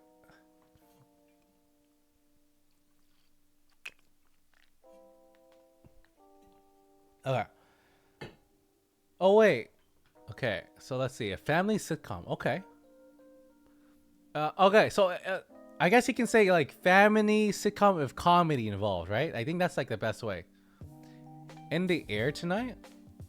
Okay. Alright. Wait, MGSV, is that Metal Gear Solid 5? If you're telling me that this guy that made the OST, like the songs for Tarzan, was also for Metal Gear Solid 5, I'm gonna go a little nuts. Oh. No way! That's awesome! Okay. Wow, what? No way! Are you serious? Are you just trolling me? No. Wait, hold on. I gotta look it up. Metal Gear Solid 5 Collins song. No way.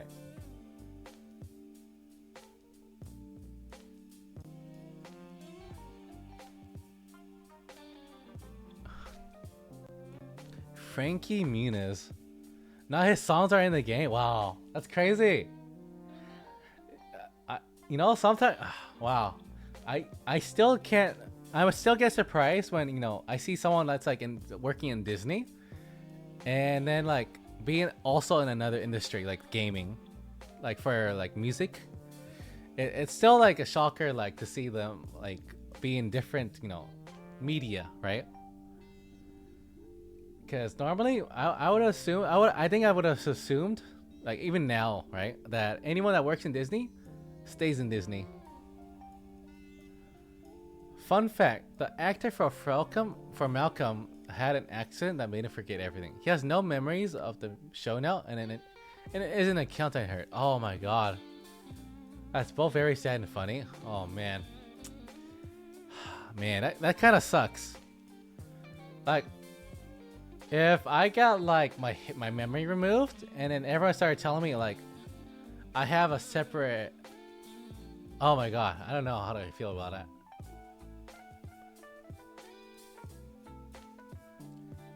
Yeah, and then, let me think about that real quick. If I lost my memory, what would I do differently? I don't know. I guess like okay. Yeah, yeah. Okay, here's the problem, Nexus. Let's say you lost your memory, right? How would you remember that you should rewatch them, right? You'd have to go and look them up again. Yeah, to him it seems okay. He made a new life for himself and seems to live happily. Okay, okay. At least that's good to hear, Ranchi. Like the actor, like, even though he had like a tragic thing happen to him, that he's still living happily, right? That's also ultimately like what we would like hope for. I'm sure a collection of merch would give you a clue. Okay. You know what? That's true. Nexus. Let me take a look. Okay, if that was the case, right? Okay. If that was the case, you guys take a guess. What I have. Okay, some of you may already know, but take a guess what my figurines would be for what shows I would rewatch. Well, and then I'll check in like 30 seconds. But yeah, if I had, you're right. If I lost my memory and I came back into my room with like knowing nothing, I'll be like, how much stuff did I buy? Because I'm not looking at specifically the figurines right now. I'll talk about everything else. Because like in front of me, right, I have Gura from Hololive, Bells from Hololive, I have Silver Wolf, and then I have anything related to anime. Let me turn around. Oh god. Okay. Here's a scary fact, right? If I had my memories brainwashed, by that logic, that means I would play League of Legends. Because one of my biggest artworks is technically a Kali with the KDA skin, right? With when she's like in the what's it called? The subway, right? With the black light effect. That's one of my biggest artworks I have in my room. And it looks really nice, by the way. It looks really nice. Maybe I'll take a photo later and show it to you guys. But yeah. By that logic, Klein would be really damn happy. Oh wait, your least favorite skin in the game? Wait. Do you mean that like in the game, or do you mean like in general? Like you just don't like the artwork? Because I never played the game after season 3. Keep that in mind. So I don't know if that's because of that certain reasons, or if it's just straight up out the graphics. Oh, you don't like KD at all? Okay. That's fair. That's fine. That's no problem. Yeah, no worries about that. But yeah. But at least for my taste, then I do like KD Akali. I like that. Her like, I don't know what's to say, that modern aesthetics style. And that was one of my favorites for a while. Like as a new skin. If I also say like OG skin from when I actually played the game, okay, I had a really low baseline. I really liked Lunar Corki, right? I liked Lunar Corki. I liked Special Forces Gangplank, because if you have the Special Forces Gangplank skin, you would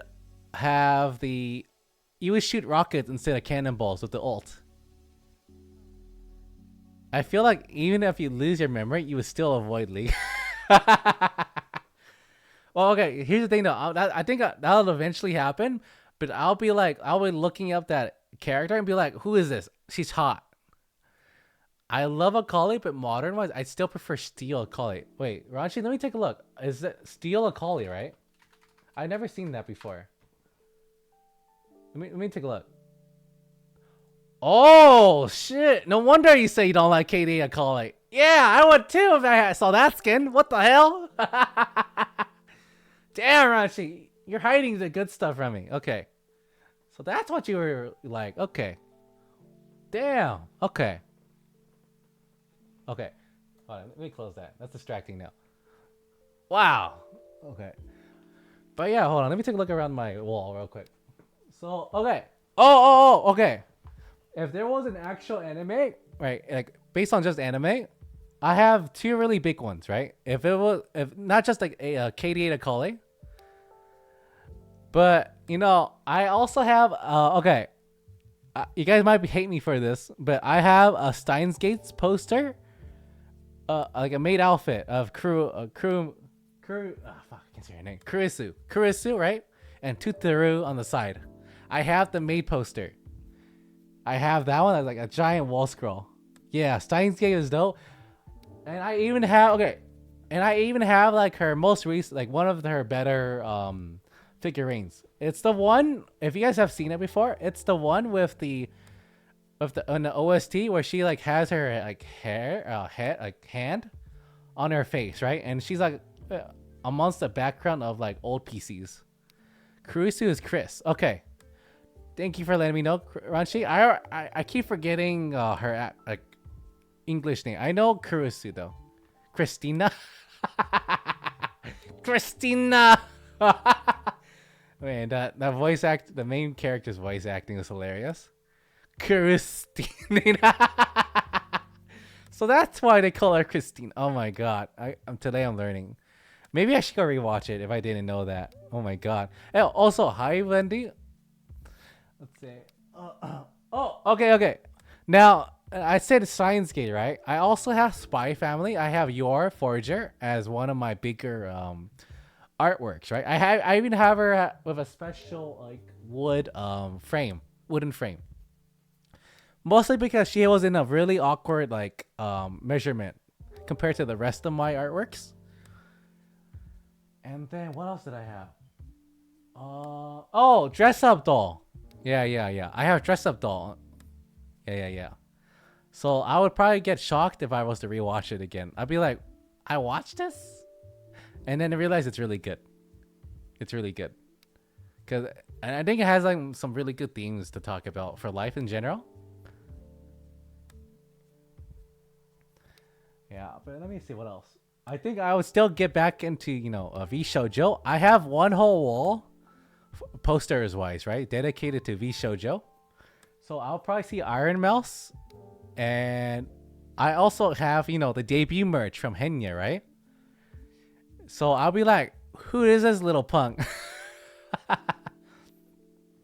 Yeah, if you guys have, how many of you guys have seen like the debut merch for Henya by any chance? Let's see. I'm gonna read the chat again. Ranchi says, I have tons of various stuff. Mikaku City actors. Oh, I like the art style on that one. That one, I don't know how to explain it, but with the little episodes I watch, I really like the aesthetic, right, of that series. Fate Grand Order. Ah, okay. I would be in the same boat with Fate Grand Order. I actually have. Let me take a look. The Summer Hokusai, figurine, right? Her Seven Swords edition, her Chuni version. Konosuba. Ah, yes. Ranshi, you just reminded me. Technically, I also have one for Konosuba. I have Megumin's poster. And then I have... Okay, I don't have My Hero Academia, unfortunately. And then Bull Fury, the ultimate shielder. Ah, yes. Bull Fury. Ah, yes. The most hilarious, overpowered, game design ever. Let's see. I didn't get any merch beside the skill issue shirt from Henya. I can't stand that chest window. Can't have it around my room, and I'm still living with my family. Oh, okay. Yeah, that's no worry, Ranchi. The skill issue shirt is still really good. And then I have Megumin figure. Okay. Let's see. And Bull Fury figure. Oh, yeah, Ranchi. Yeah, feel free to share those things. I'm an avid component. I'm an avid. What's the word for it? What's the term? I'm an avid supporter of people sharing their hobbies and stuff. Like I want to see what makes people happy, right? Because ultimately, when I look at the stuff you guys see, it gives me ideas, and I also kind of want stuff too, right? Like okay, like today, right? Here's a good example. Today, I was like looking on Twitter, and then I realized that one of my the artists I follow, right? Hitsu, I believe. They have like new works now since the last time I've seen them, and I really want Mao Mao, like their artwork from Mao Mao from Apothecary Diaries. They drew like the fabulous like artwork for her, and I would love to have that because like I don't know about you guys, but like compared to most of my artworks, I don't really see a lot of like green artwork, like themed characters. Like maybe if I had Haruka artwork, then that would be a different story. But like I don't have any green characters at all. I think that would be nice to have, right, as an inspiration. What makes me happy is stealing. Oh, okay, cool. But yeah. Let me think. All right. But yeah, if I was, but honestly, if I lost all my memories, I'd be okay. Mostly because I think with how I approach things in life now, and I would probably okay because I would just do what I would always want, and I would just stick with the goal because that's how I am as a person. I don't think, no matter how many times you memory wipe someone, I don't think that the personality will change too much. Well, actually, no, I take it back. I guess you could say maybe memory affects personality, but I think deep down, I'm just kind of hoping that maybe I wouldn't change too much, right? And that maybe that the experiences I have experienced over my life wasn't that like crazy. Now, okay, let me go to my next topic before like we end the stream. I think this will be the last topic for tonight. And how do you guys? Okay, this one's a good one. What are your guys's like the oldest anime you've ever watched? Right? I know we talked about childhood anime, but what is technically the oldest anime you've ever watched? Whether it be like by sheer like just by sheer like when did it get released, basically, kind of thing. And if you guys don't know, like, just throw out some guesses, right? I know like I know like what the oldest anime is, but I wouldn't count that towards my own like oldest anime per se.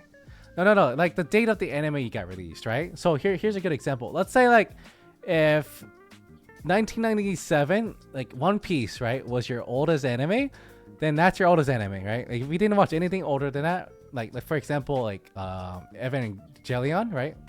Then yeah, that's the one you would choose.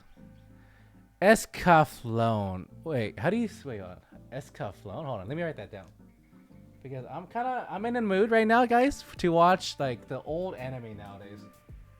I'm kind of getting tired of the new anime, and I want to go back to like the old anime because the styles are like much different compared to the modern anime. Oh, let me drink some water.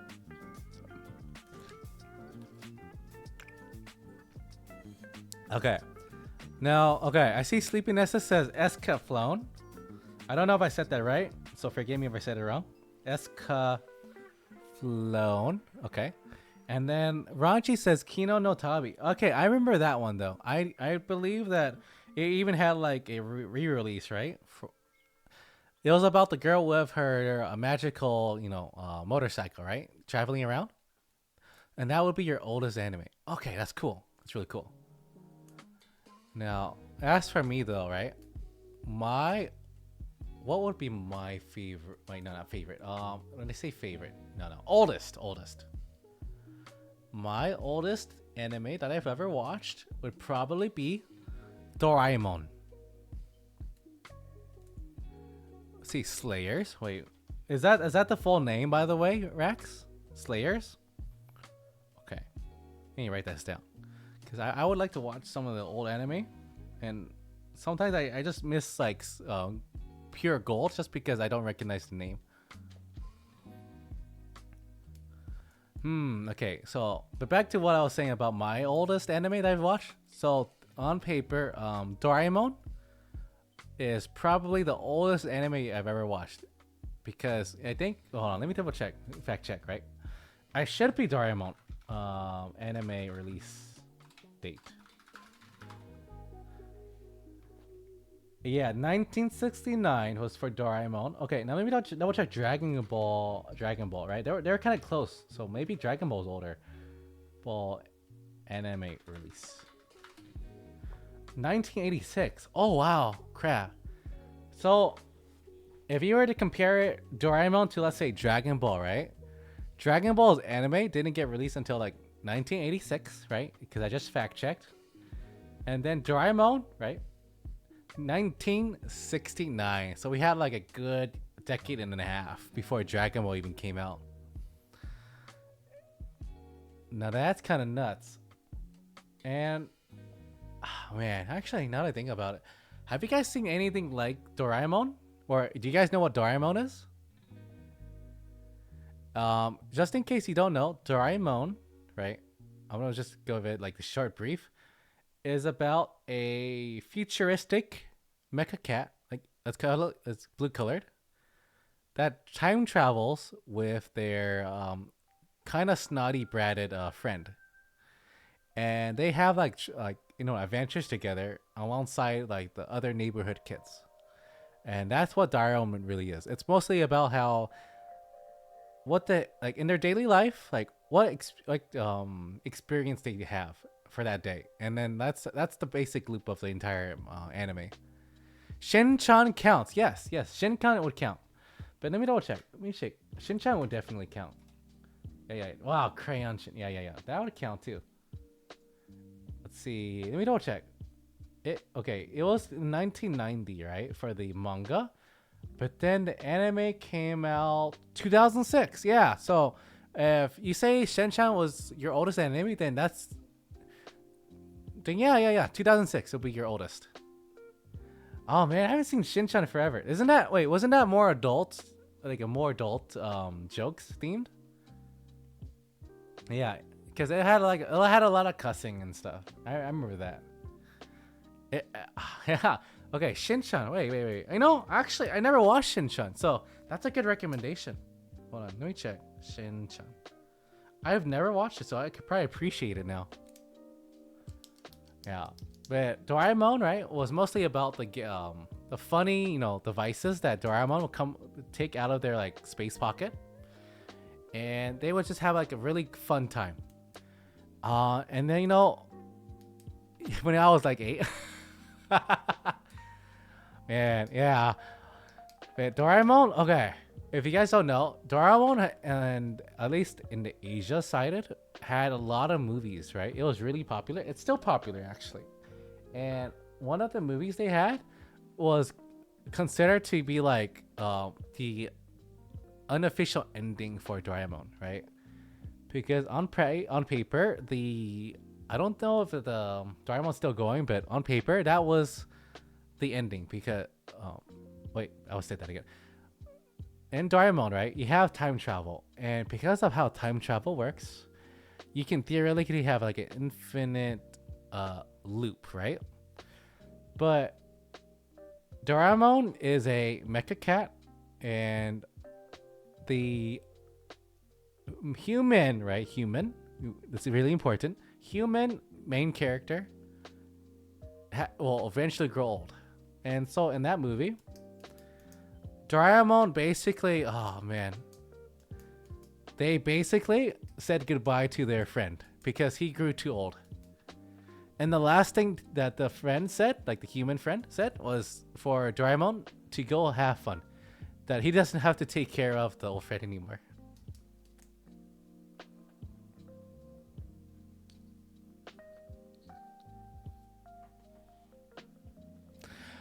Yeah, but stuff like that, It's like beautiful because you know what it was a happy ending. You know why?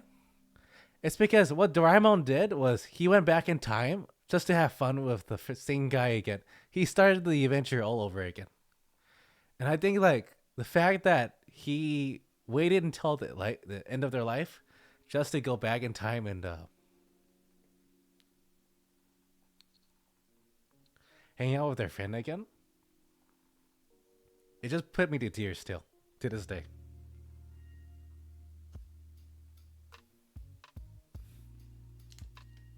Yeah. But let me see what this chat says. Ooh, that was yeah. Thinking about that movie makes me cry still. Have I watched Ranma? Yes, yes, I have. Rex, I I actually have the entire the whole manga collection, and it's Ranma and a half is so funny. And I also enjoyed the artists' like previous works. I've even read like their older series too. I wasn't a fan of the demon girl one. Like I didn't like the jokes because well, I don't know how to explain it, but compare Ranma and One and a Half I liked a lot for sure. It had a lot more action, and I liked that. But that's probably why I liked it a lot. Yeah, just like the end for Captain Tsubasa. I never watched Captain Tsubasa, so let me write that down. Captain Tsubasa. Okay, Captain Tsubasa.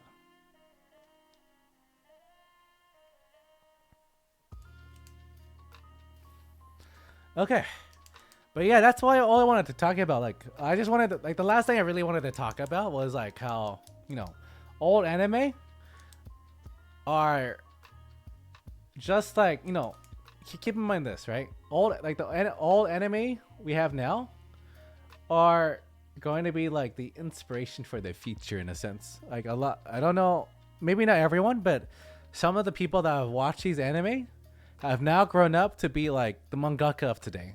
And I think that sometimes, it never hurts to go back in time, and watch some old anime. And sometimes when you rewatch it, you'll see some new detail that you may have never picked up before until you grew up a bit. But yeah, today I'm gonna end the stream a little early again. I normally would want to go for the 7 p.m. time, but I think I want to end off on a good note because that was a really that was a really good topic. Alrighty, but yeah, so don't forget, guys. I love you all, guys. Like I love you all you henchmen. I'm really happy and I'm really ecstatic that you guys are willing to put subscriptions on me, right, and become my subscribers. So after today, right, I will go ahead and give everybody that subscribed like the higher tier Discord, the Discord member, just so you guys have it. Uh, and that's all I wanted to talk about today. So I hope everyone has a nice day. And right before before you leave, right before we leave, stay for the raid. Stay for the raid. I'm gonna check who I want to raid today. Bum, bum.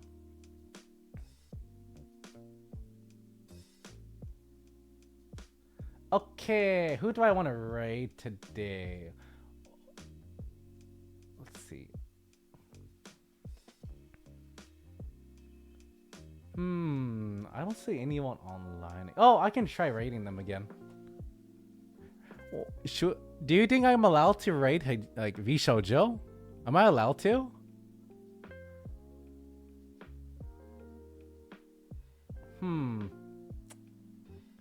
Hold on. Okay, let me try this one. Okay, raid.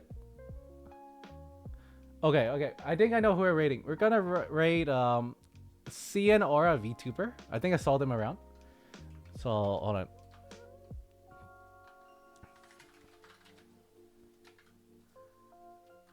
Higami raid, and then okay, we're gonna keep it simple. And okay, we're gonna have two forms of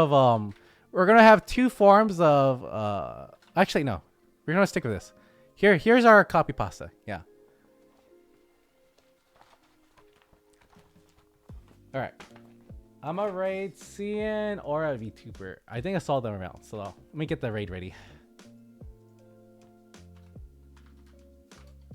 Raid.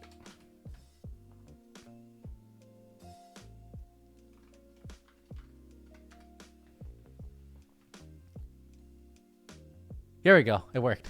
Okay, good. We do have emotes, but like, I don't have anything for the subscribers just yet. But if you guys are patient, in 2 to 4 weeks, I will have actual official emotes for the raids. So look forward to it, okay?